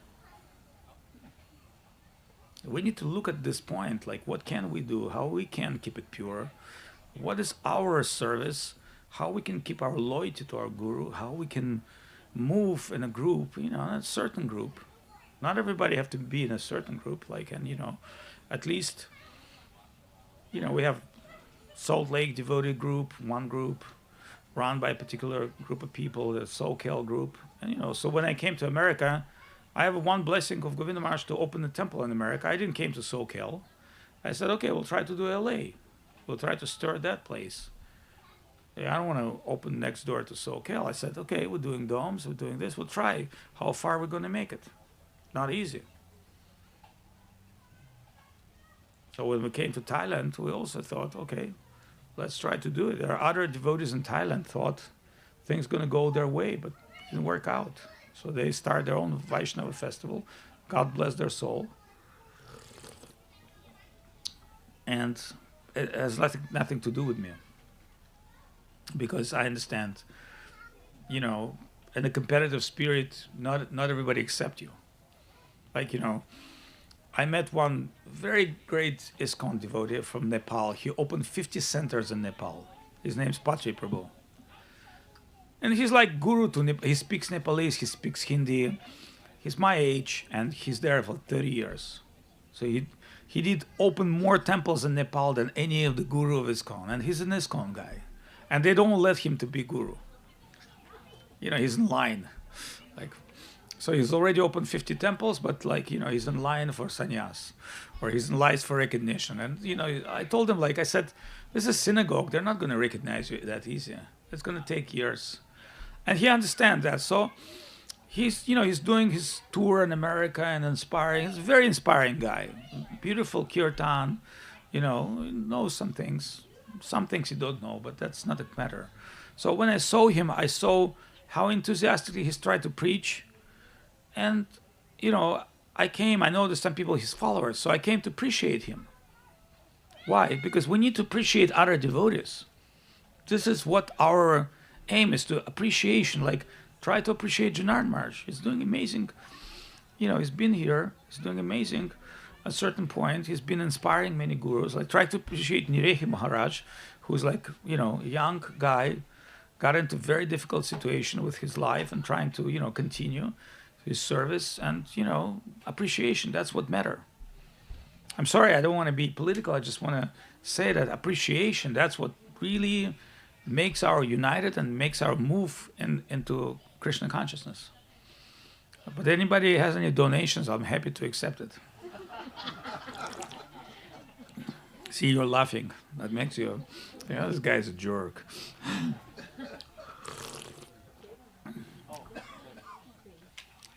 Yes, Sankarshan Prabhu, $10. Thank you. Okay, anybody has any argument, provocative questions? Like I know Ramachandra asked. But his question is actually not provocative. I would ask much more provocative questions. What did you do with Lenin's picture? Yeah, it's just in the garbage. By Krishna's will, he achieved his own position. In the trash hole of history. Yes. Maharaj, Dandavats Maharaj. You said something about you said that when things are always going bad for you, isn't that what happens with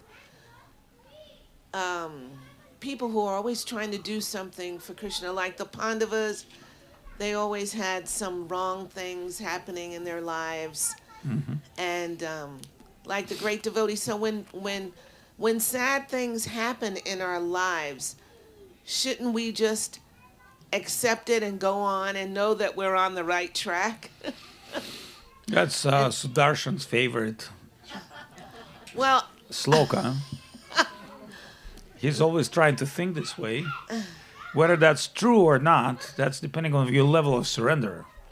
Remember, one time in Aranya Parva in Mahabharata, Yudhishthira speaking with Draupadi about tolerance. And at that time, they're completely kicked out of their kingdom and they've lost everything. And Draupadi say, if I would be just more tolerant, we wouldn't be kicked out. And Yudhishthira said, if I would be just more tolerant, I would not, gamble and do things. So certain things you understand when you lost everything. And certain conditions. And it's not what the conditions are, it's how you're accepting them. like So- you talked about how about betrayal with Gurudev and things like that, but when it happens to you and it keeps happening and you just have to accept it. Well, you It's- see- it's kind of like a different mood Right. what they were talking about in Salt Lake City. Like Sri Lanka always mentions that, and Sudarshan always mentions it. But it's happened to me so many times in my so-called devotional life. How can we keep from being discouraged in continuing with a certain type of service? Or your Yes. certain service, like the whole thing with me, with my service collection. It's just kind of hard to explain. I'm a little Okay, shy I about got it, you. but Bhaktaryam sometimes yagya tapasyam sarvaloke maheshwaram. See, whatever you gave is yours. Whatever keep to yourself has nothing to you. Your sacrifice, your sincere sacrifice measured by Krishna, whatever has been done on the level of self-interest, it's not really your self-interest because you're acting through a false identity. So your sacrifice, that's what matter. What you've done in your own benefit, normally it's against you. Can you repeat that again, Mother? Yeah, what you've done in your own benefit, normally it's against you because you're doing this for mundane purpose. You're a mundane avatar, mundane identity. And what you've done out of your heart and self-sacrifice and self-expression is normally done for Guru, Krishna, and Vaishnavas. So in this regard, one thing you should know that what you sacrifice, and Krishna say, Bhaktaryam yagya tapasyam sarvaloka maheshwaram.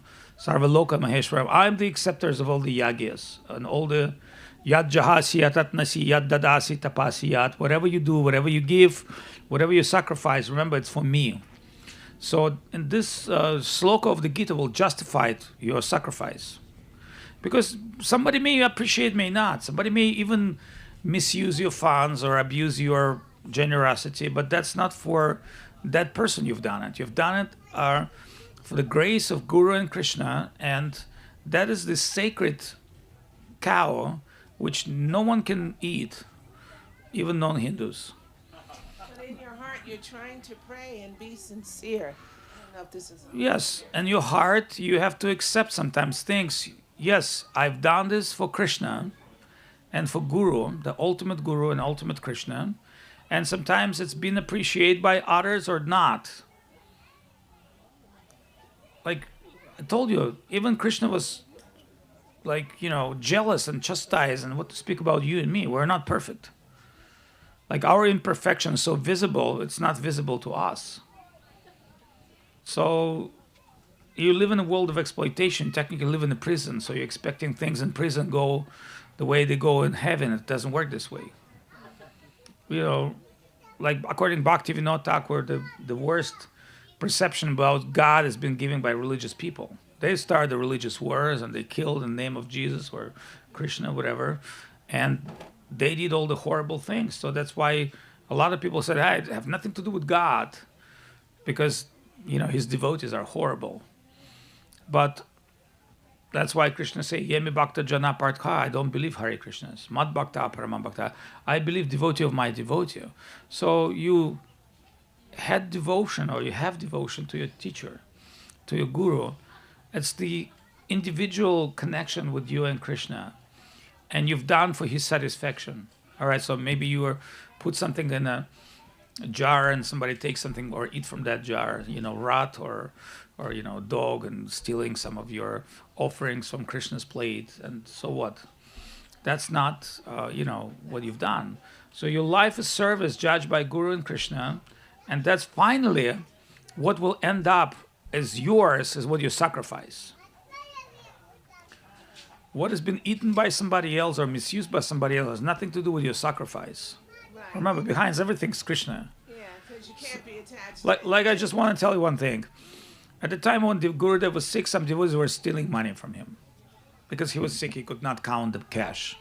Does that mean that money were stolen from that devotees that gave it to him? No, it was stolen from that person who's stolen them. That this person that stolen him kill his sukriti, kill his fortune.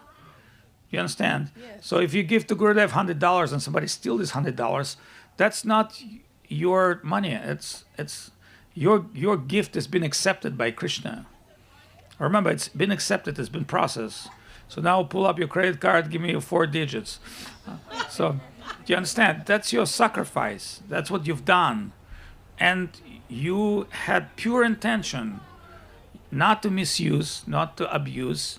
And that's why in religious life, there's a lot of abuses going on. There's always misusing. There's always somebody. But that is not for the favor of those who are doing sacrifice. You understand? Yes. So that devotees are innocent. If your sacrifice is sincere, that is accepted by Krishna. And that's what you should think like this. You should think, I'm trying to do what I'm best. And of course, obviously, nobody likes to be misused, neither funds or service or abused by exploit. But we live in a world of exploitation. So one way or another way, we involve in certain groups of exploitation. And there are some devotees.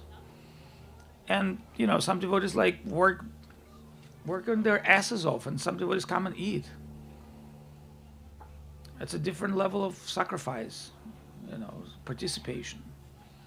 But those who participate on deep level, I always talk about festivals. So some small group of devotees cooking and preparing festival, and a lot of people come to enjoy.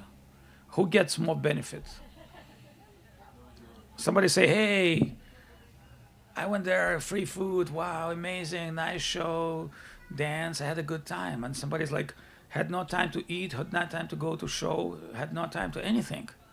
But that person will feel inner satisfaction. Remember, Guru Govinda Maharaj wrote letter, inner fulfillment, not pleasure. Mm-hmm. So when mother sacrificed the milk for the baby, she feel inner fulfillment. And when you're watching drama and you're crying on TV, your heart is fulfilled. So that's meaning of, remember, if you look at the Krishna's life, so Madhvacharya give commentary, why did everybody die during Mahabharata? Why Krishna made his family died? And it says, what Madhvacharya says? He said, if the great heroes would not die at that time, they would not allow Kali Yuga to happen. Remember, Kali Yuga, where the leaders allow this complete misuse of people. Our religious leaders, including our mission. It's a Kali Yuga mission. Or like ISKCON. There was Prabhupada. ISKCON could be 100 times more better if people would not fight for their little stupid position. Everybody would have enough, disciples or glory, but because people did not use their energy for expansion. Even our society, look, everybody here can preach, but they don't. Why? They don't feel necessity. But if they preach, everybody's here a preacher. You think I become a preacher like this? No, I work my ass off. I listened to Chaitanya Charitamrita maybe 25 times. I start preaching when I was 23, the time you saw me with curling hair, and I'm preaching to this day every day. I'm not excellent, I'm not the best, but I do it. So when you do something all the time, you get good at that, even if you're not so talented. I spoke with Vaideh here. Since her childhood, she's a media person. She's a natural media person. She could be like a YouTuber, $1 billion YouTuber. Maybe worse for a spiritual life, but she has skills. Mm-hmm. Anytime she can get it, but now questions how you use your skills for Krishna consciousness, not for yourself. See, it's very rare to use your skills. Everybody has skills for themselves, but how you use the skills for Krishna consciousness, how you become contributor, how you can become a giver. See, basically you're a dancer. What make you go chase people on parking lots? You and Bimala. What is that inner hankering? I hate ask money. When I say about donate, I'm just making joke. I hate ask donations. Like recently, my Vyasa Puja, same as Vyasa Purnima. So I never do my Vyasa Puja. I do Vyasa Purnima, like the day of Guru. And people send me donations. And I told them, please don't send me money. Send money to temples, because I know in Ukraine now, they need to buy food, they need to buy coal. So if you want to donate something to me, I'm already too fat, I will survive. Sudha Krishna will drive me. Somehow I survive. You won't believe what I went through, but I didn't die. But you know what? If you want to appreciate me, what I've done, appreciate devotees and temples and things that we need to maintain. And that's normal feeling, because you want to see contribution to people. And, they're grateful, they appreciate. So contribution and service, is that something that make us what we are. And going away from that make us what we're not. So, so the lucky those who are, follow that Bhakti Yam Yagya Tapasyam Sarvaloki Maheshwara. That's your fortune. Your fortune is to be a giver, not the taker. And your dignity, your sacrifice, your life. How much praise people that sacrifice their life for the countries. Whether it's India or America, they worship them. And they don't even know who they sacrifice for. Look at the Ryan, the Private Ryan Salvation film. The drama of that film is somebody dying for a guy he does not even know. And that's what war is. And that's that's a real definition of this life. That some people sacrifice for freedom. And freedom, is there freedom in this country? Yeah. There were some freedom, but it's been taken over and misused. But still, some people did not go for the negative. They go for the positive aspect. If I'll tell today the nation of America is in trouble, we need some people who willing to die and kill themselves for that. I can guarantee you there'll be hundreds of people step and say, yes, I'm willing to sacrifice for this country. I love it. So, but that's not like Krishna consciousness. That's already one level.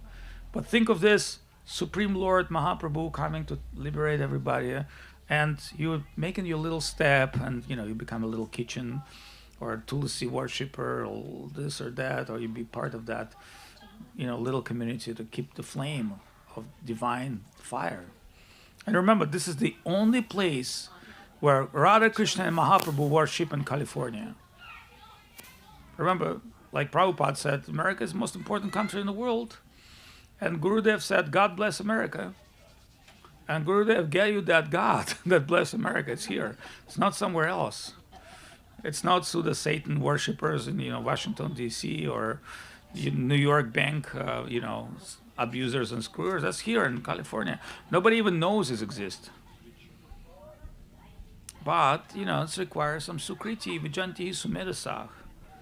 Like, it doesn't mean that you came from India, you understand Mahaprabhu.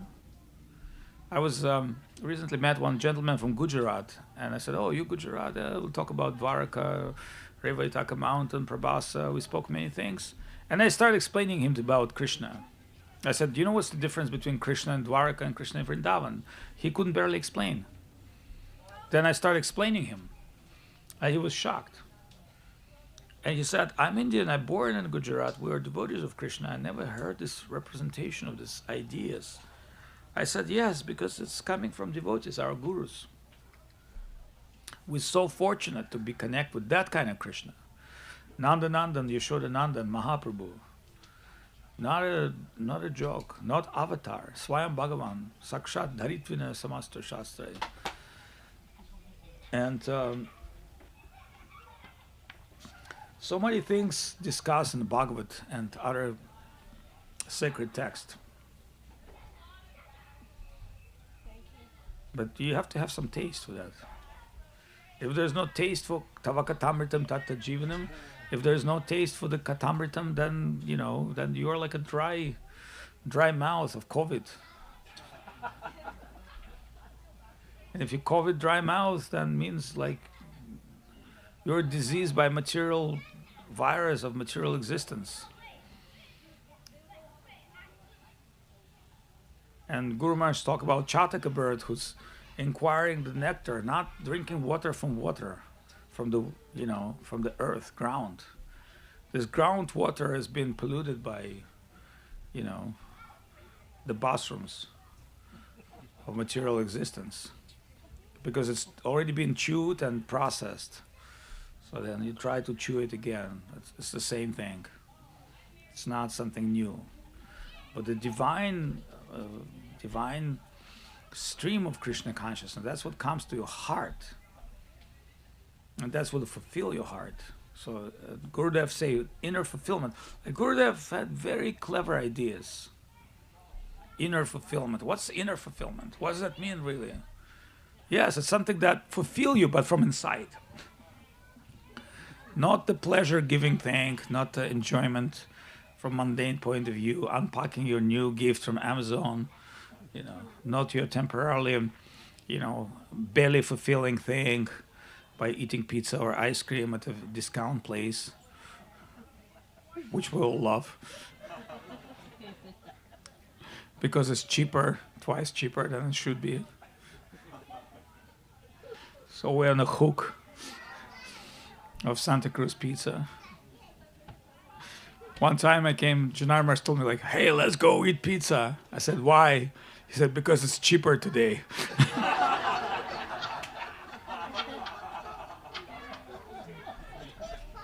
Then you can understand Mahaprabhu reduce price of holy name. When Mahaprabhu come to Varanasi, Mahaprabhu said, coming to Varanasi, and Varanasi, it's the oldest city in the world of Lord Shiva himself. There's presence of Shiva's body, Kashi Vishwanath, Kedarnath, it's so amazing place. And there's one side of the ghost, one side of the humans, and all these ancient temples. So Mahaprabhu is coming there. Not a joke. But he's also thinking, I'm bringing here a super valuable gift. There's no one to pay. Why Mahaprabhu tell about the inhabitants of Varanasi? Because a lot of them are Mayavad philosophers. They follow Shankara, they follow Tantra, Yantra, Shmantra, and they're amazing. But they cannot understand the pure love of Krishna. Although they're blessed. So you remember, it's not like this. So Mahaprabhu telling, I brought the most valuable product. I have to give dumping price, super sale, Black Friday. Then Mahaprabhu coming and dancing in Varanasi, not mixing with all these Mayavadi sannyasis. And finally, Prakashananda Saraswati they're inviting Mahaprabhu, not to their place, to, a devotee place, where they're giving prasadam, and they're giving a little program like we do. And Mahaprabhu coming and showing his jyoti, he's showing his Param Brahman, like, what they aspiring for, he's showing I am that and beyond that. And eventually Mahaprabhu turning them to Vaishnavas. But what is he telling? These are most qualified people of that time, but they don't have enough sukriti to become devotees. So I will give them, in spite of what they want. They want all mukti, impersonal liberation, but I will give them highest devotion. Think of this, like Mahaprabhu doing things like this. Super sale, dumping, no price, just take it.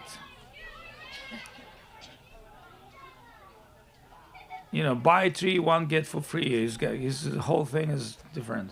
So we'll give you the Krishna consciousness the most amazing way.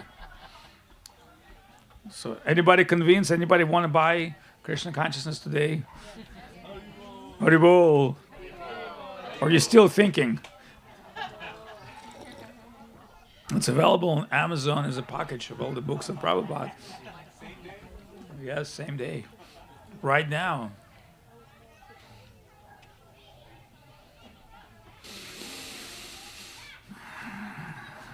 So it's been almost 3.5 hours of our preaching. Anybody has any comments? Any doubts, suggestions? Yeah, Kirtan is good.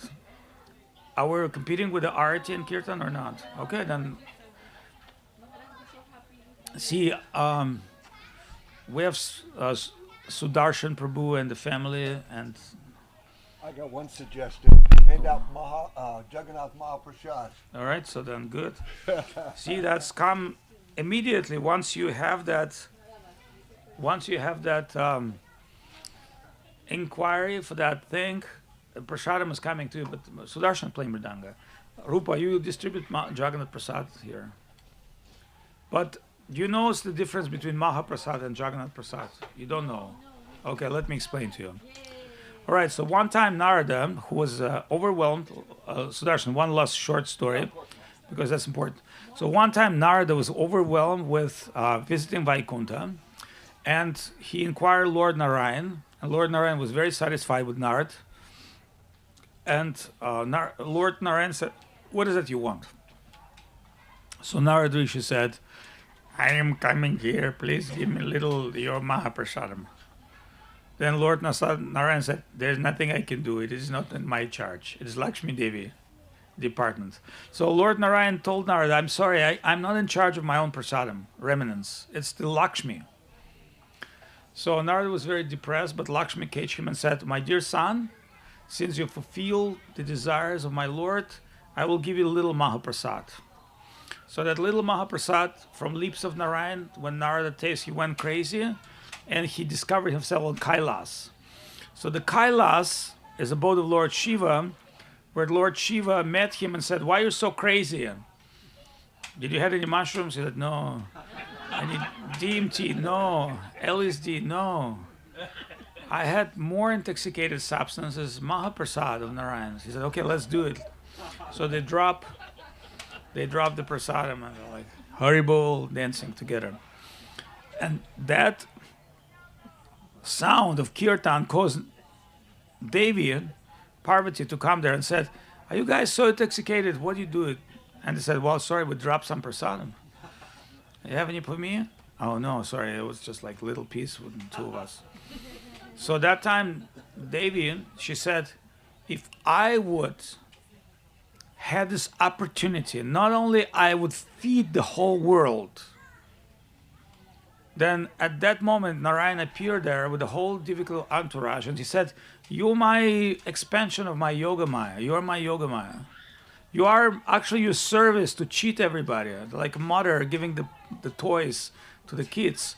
But as you want to liberate the whole world, I'm promising you, I will come as Lord Jagannath and Puridam.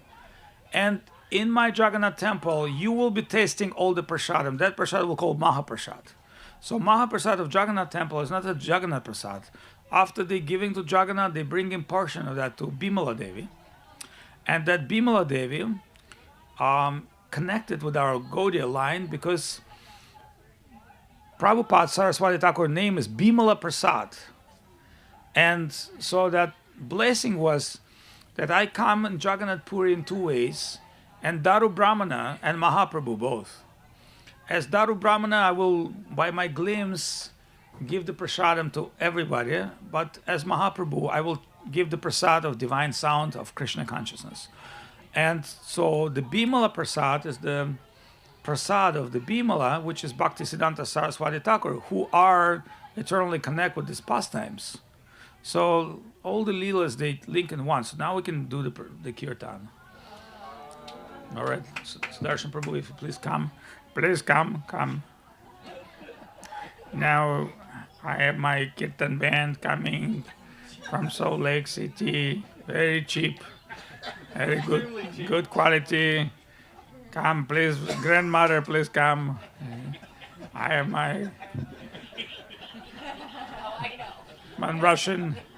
I have my Russian spy giving very good prasadam. Shri Krishna Chaitanya Prabhu Nityananda. Shri Krishna Chaitanya Prabhu Nityananda.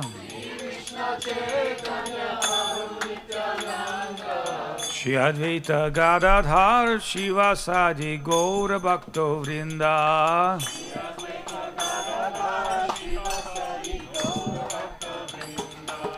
Hare Krishna, Krishna Krishna, Hare Hare.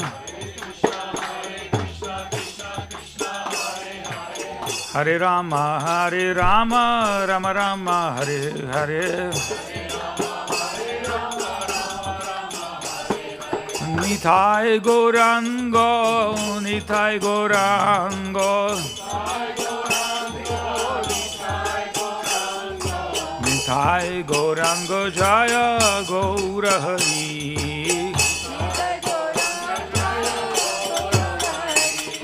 Jaya Shachinandana Jaya Gaura Hari. Jaya Shachinandana Jaya Gaura Hari.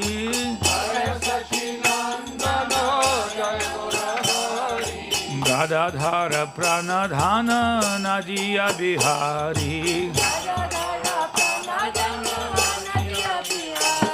Hori Horaya Nama Krishna Yadovaya Namaha. Jadovaya Madhovaya Keshivaya Namaha. Gopal Govinda Ram Shri Madhusudana.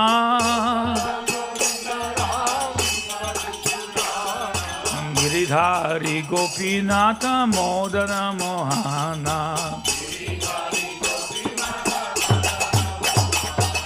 Shri Chaitanya Nityananda Shri Advaita Chandra. Gadadhara Shivasadi Gaura Bhakta Vrinda.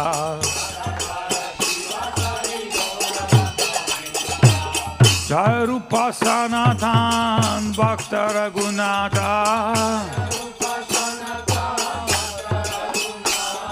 Shri Jiva Gopala Bhatta Dasa Raghunatha.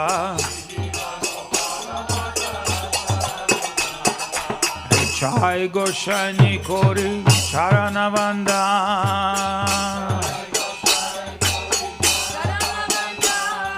Jaha Hoite Birgana Shobishta Puran.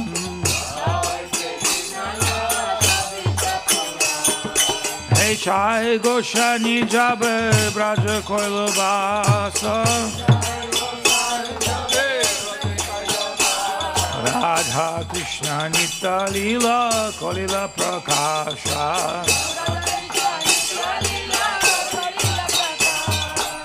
Ananda Bolo Hari Braja Vrindavana.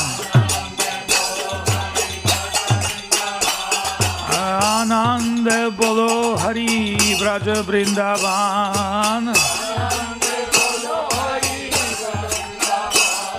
Shri Guru Vaishnava Padma Jariyaman.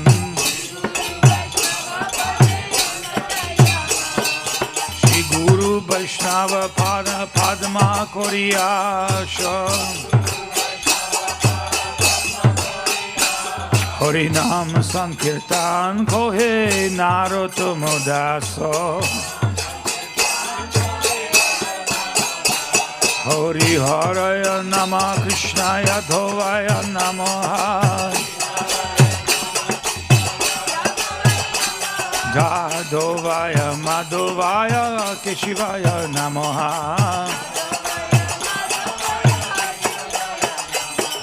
Hare Krishna, Krishna Krishna, Hare Hare.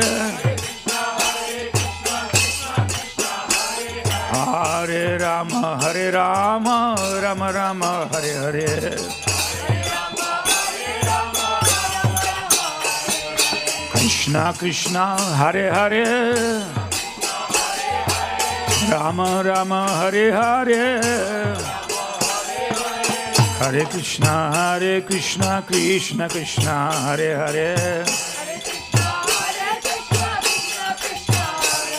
Hare Rama, Rama Rama, Hare Hare. Hare Krishna, Krishna Krishna, Hare Hare. Hare Rama, Rama Rama, Hare Hare. Gaura Hari, Jaya Gaura Hari. Gaura Gaura Gaura Hari. Jaya Sachinandana Gaura Hari. Jaya Sachinandana Gaura Hari. Jaya Sachinandana Gaura Hari. Hari Haraya Nama Krishna Yadovaya Namaha.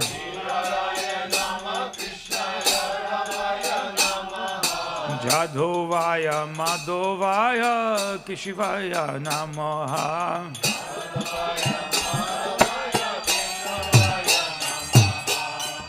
Haribol. Now you please. Now you go. Please take prasadam. The more you eat, the better you are. Too much. Actually, yesterday we had the incredible song circle.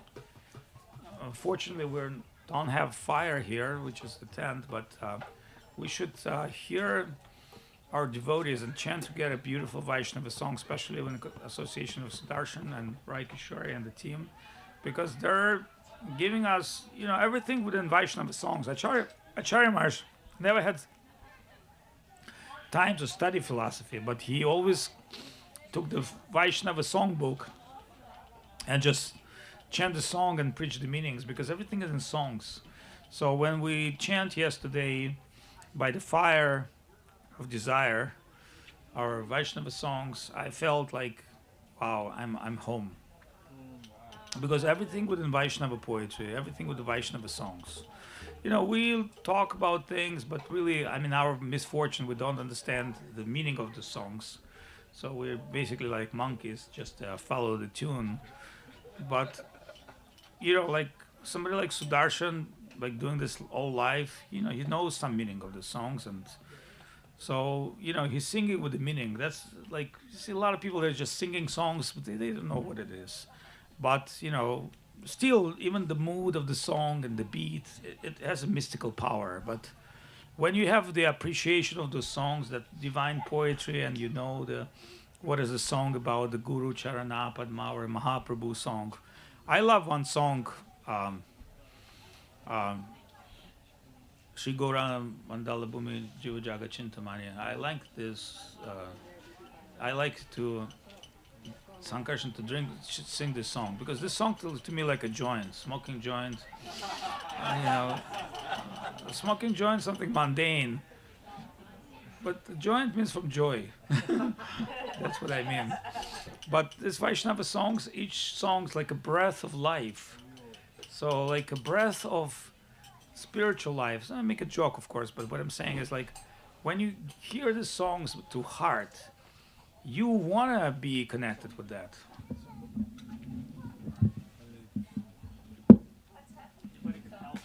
What are we doing? Gorangir Dutipada. This is a very deep song. If you know the meaning of that song, it blows your mind.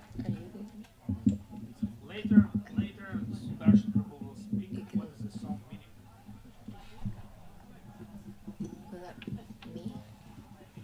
Because these are songs of our gurus, not our songs.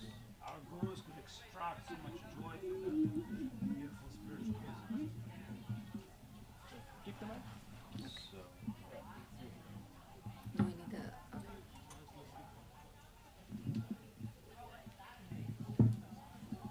So this is Gaurangira Dutipada. If anybody has a song about Gaurangira Dutipada, it's on page, I don't know, like 134 or something like that.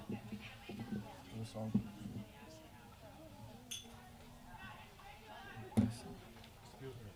Gaurangira Dutipada, Jar Dhana Sampada. Gaurangira Dutipada, Jarodhana Sampada. Gaurangira Dutipada, Jardhana Sampada. Gaurangira Dutipada, Jarodhana Sampada. Sejana Bhakati Rasa Sar. Sejane Bhakati Rasa Sara. Sejane Bhakati Rasa Sara. Sejane Bhakati Rasa Sara. Gaurangera Madhur Leela, Jar Karne Praveshila. Gaurangera Madhur Leela, Jar Karne Praveshila. Hridaya Nirmala Bhelo Tar. Hridaya Nirmala Bhelo Tara. Je Gaurangir Naam Lai, Tar Hai Prema Udai.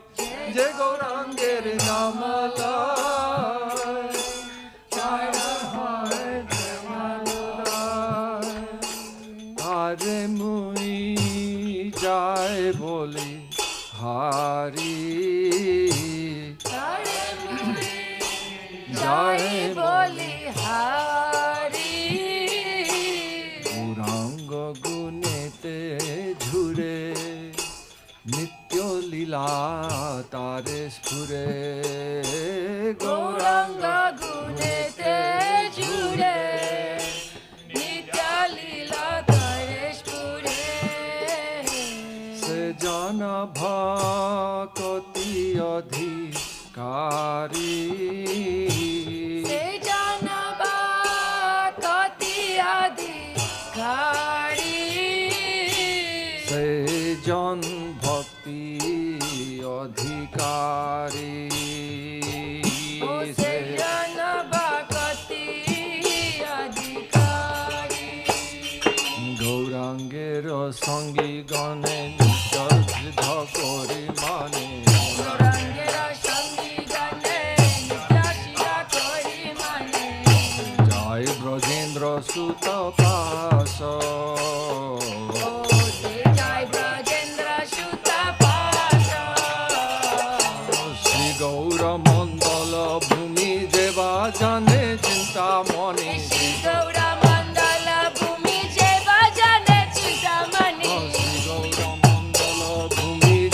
jane chintamani. Shri Gaura Mandala Bhumi Seva Jane Chintamani. Tara hai braja bhume vacha.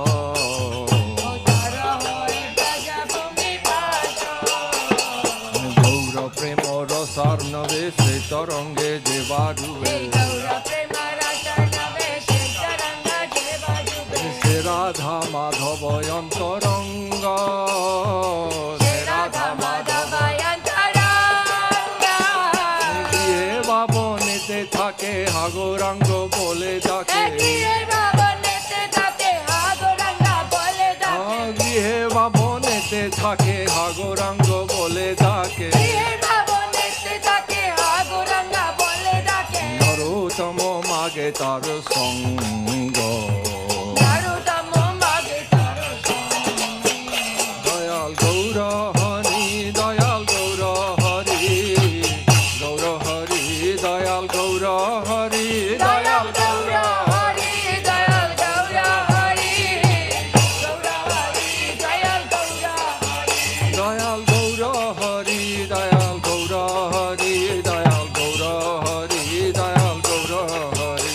Dayal Gaura Hari, Gaura Hari, Gaura Hari, Dayal Gaura. Nitai Gaura Hari Bo, Gaura Hari Bo, Gaur Hari Bo, Gaur Hari Bo.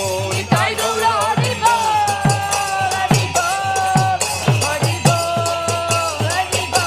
Nitai Gaura Hari Bo, Hari Bo, Hari Bo, Hari Bo. Nitai Gaura Hari Bo, Hari Bo, Hari Bo.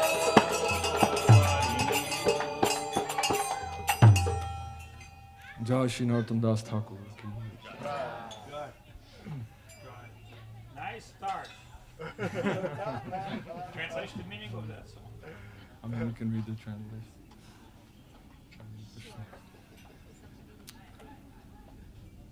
Actually, some beautiful benedictions by Srila Narottam Das Thakur. Anyone who has accepted the two lotus feet of Lord Chaitanya can understand the true essence of bhakti, devotional service.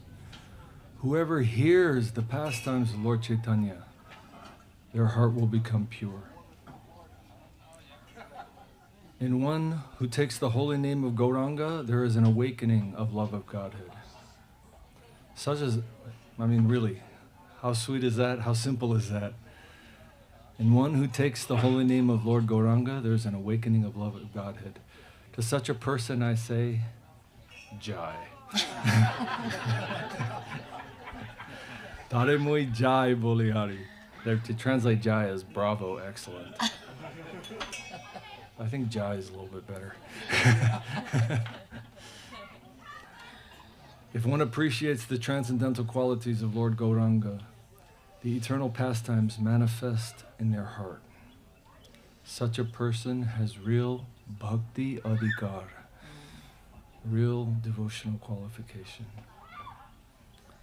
By considering the associates of Lord Gauranga to be eternally perfect, one can attain the association of Sri Krishna and Brajadham. Whoever considers the land of Lord Gauranga, Sri Navadip Dham, means Sri Gaura Mandala Bhumi. What Mara said, I want to hear that song. Sri Gaura Mandala Bhumi Jeva Jane Chintamani. Chintamani means land of transcendental touchstone. Transcendental touchstone means like whatever is in your consciousness, it will manifest like that. That person takes residence in Brajadham, Sri Vrindavan. Whoever considers the land of Lord Gauranga, Navadip Dham, to be the land of transcendental touchstone, that person takes residence in Brajadham, Sri Vrindavan. Whoever dives into the waves of the nectarian ocean of love of Lord Gauranga becomes an intimate associate of Sri Sri Radha Madhava. Griheva, whether one lives in a house or vanete, one just lives in a forest. If they chant, O Lord Gauranga, Narottam Das begs to attain their association. Basically, whether one has a home or they're homeless. If they have a home or they're homeless, if they're chanting Gauranga, O Gauranga, Ha Gauranga, Ha is like very beautiful expression in Bengali, has some pain in it. some sadness, some desperation. Hagoranga. Hagoranga Bolidake. Then if someone is saying that, if they're home, if they have a home or they're homeless, I want to be in their association. That's what Narottam Das says. Jai Shri Narottam Das Thakur Ki Jai. Your call, Maharaj. I think it's right, Kishore, if you chant Bhaja Hore Mana. Okay. It's the desperate person song. Desperado. Page 155 if you have a song.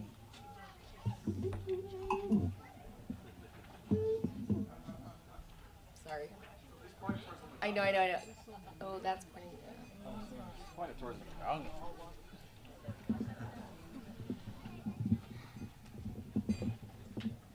Bhaja Hore Mana Shri Nandana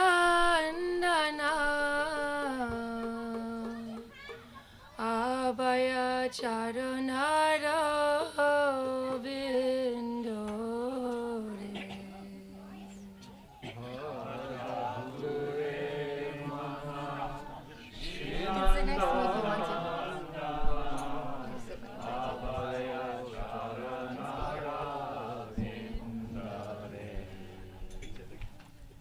Durlabha Manava Janama Satsange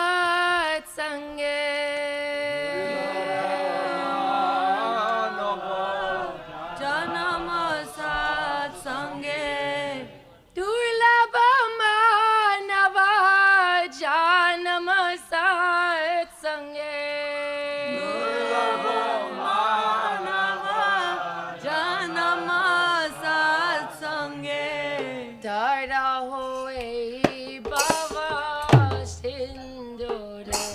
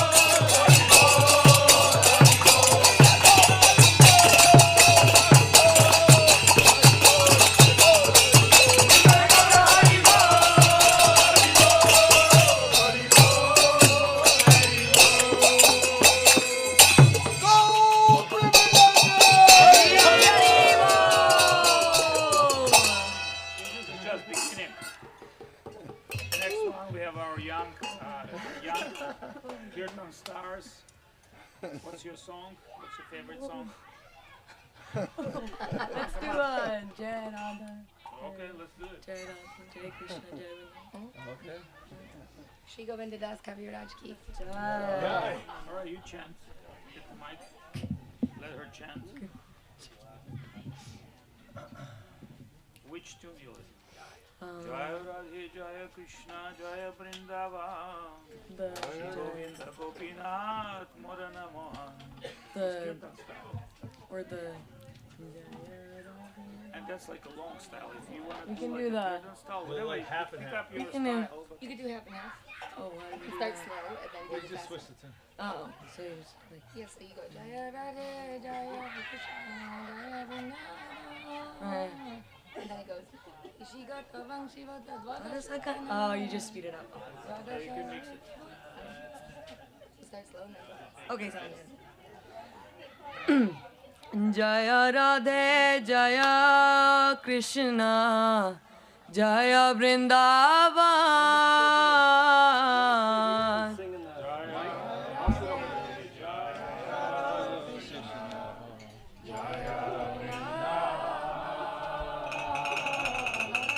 Sri Govinda Gopinatha Madana Mohan.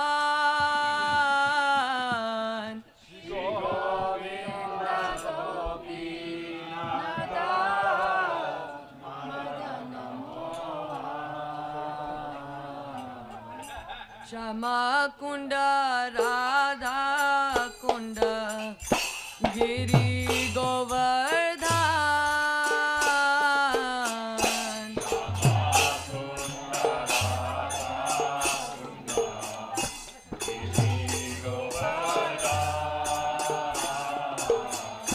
Kalindi Yamuna Jaya Jaya Mahavan.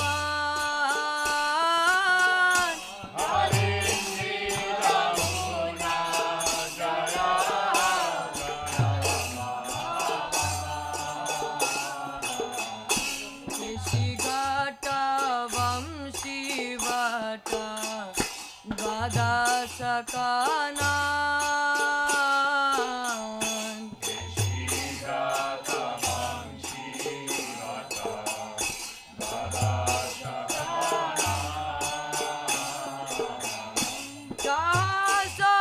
Sabalila Koilo Sri Nandanandan.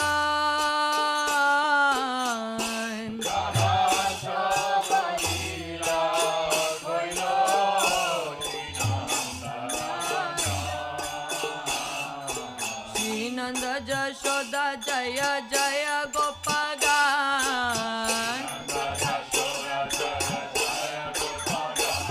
Oh Sri Nanda Jashoda Jaya Jaya Gopagan.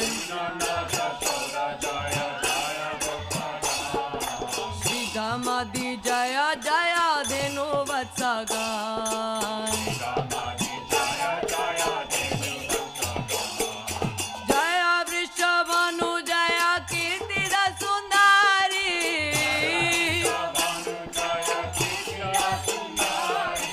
Jaya Punamasi Jaya Abhiranagari.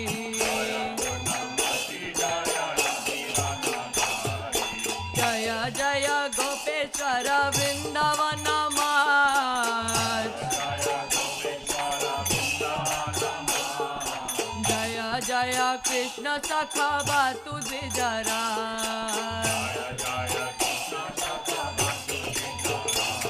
Oh Jaya Rama Ghata Jaya Rohini Nandan.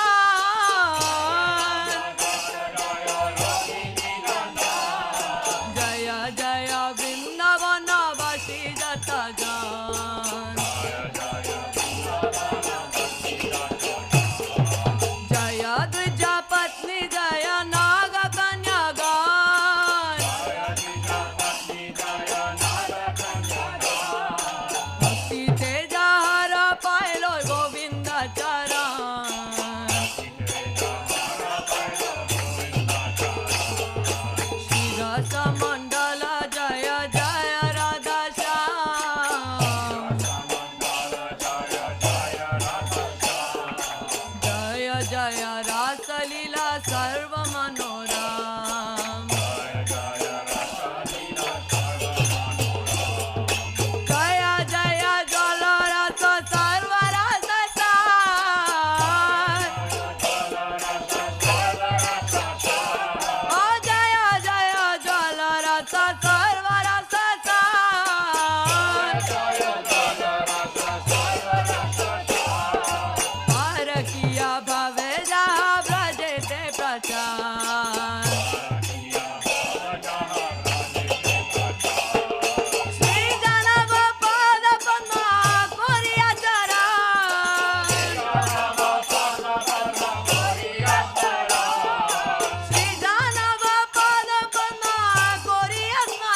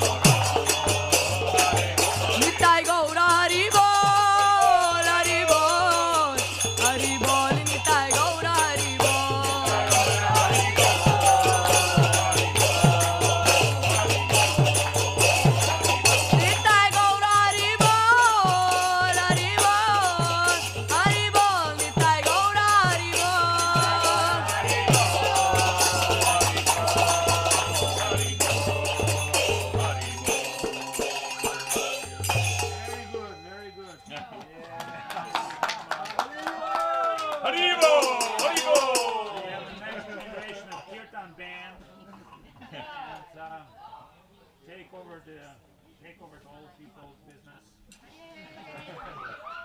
Turn it to kirtan life. You should be doing your Haribu, Haribu. I just want to say how much grateful I am to our devotees to participate in this amazing kirtan experience. I would say immersive experience, immersion to kirtan. And I remember always like Sudarshan Prabhu is like his young age running around in dhoti with mridanga and playing different mantras, and Rai Kishori is singing. And now we have the next generation of devotees that taken over. And we want more and more of youth and young devotees to continue that line. It's glorious and make it more amazing, because what we're doing is like we're doing what we can, but every generation has its own war. So you have to start your own war with Maya and start your own journey towards the Krishna consciousness and your own struggle and your own failure and success. And with the blessings and help of others. So when Narottam Das Thakur came, that time Mahaprabhu already left the world, and all the associates of Mahaprabhu thought, this is it, this is done, this is finished. But when they saw Narottam Das Thakur, and he started first Navadvip Dham Parikrama, and actually first Vaishnava festival started by Narottam Das Thakur. All Janavadevi, all the devotees who remained from Mahaprabhu, they saw at that point that Narottam Das Thakur dancing with Panchatattva. In his kirtan, they saw Panchatattva reappear in divine dance. Then they were so pleased. They said, okay, it's not over yet. It's maybe over for us, but it's eternal, it's divine, it's going on, and it will go on and will continue. And that is a beautiful idea, that it's not just Radha Krishna Nitya Lila Kolila Prakash, it's coming but to the heart of devotees. So I'm so pleased and see all devotees as like a family, our motherly and fatherly, affectionate senior devotees, and our youth. Also amazing to see how many kids and grandkids we have, and our tribe surviving, and we're moving on. It's a beautiful thing. Thank you so much. And so would they chant again or more, or we take prasadam as always? You can chant, but unplug it because of neighbors. Okay. So let's just go eat prasadam. That's like always the best part. This is no-brainer. Easy to follow. Hard to digest. Last night we came from very cold. I had a hot soup from Bimala Devi. It was amazing. It was amazing wake up, and so I hope today we get something hot as well, because a little cold here. We've been here for several hours. But so let's continue this tomorrow, and I want to thank everybody and Sudarshan and family and all the Kirtan supporters, and Jagannatha Prabhu is coming with big cartels as always, and our eternal producer who's been watching us, and hopefully one day sell the tickets and sign us. Haribol, Haribol.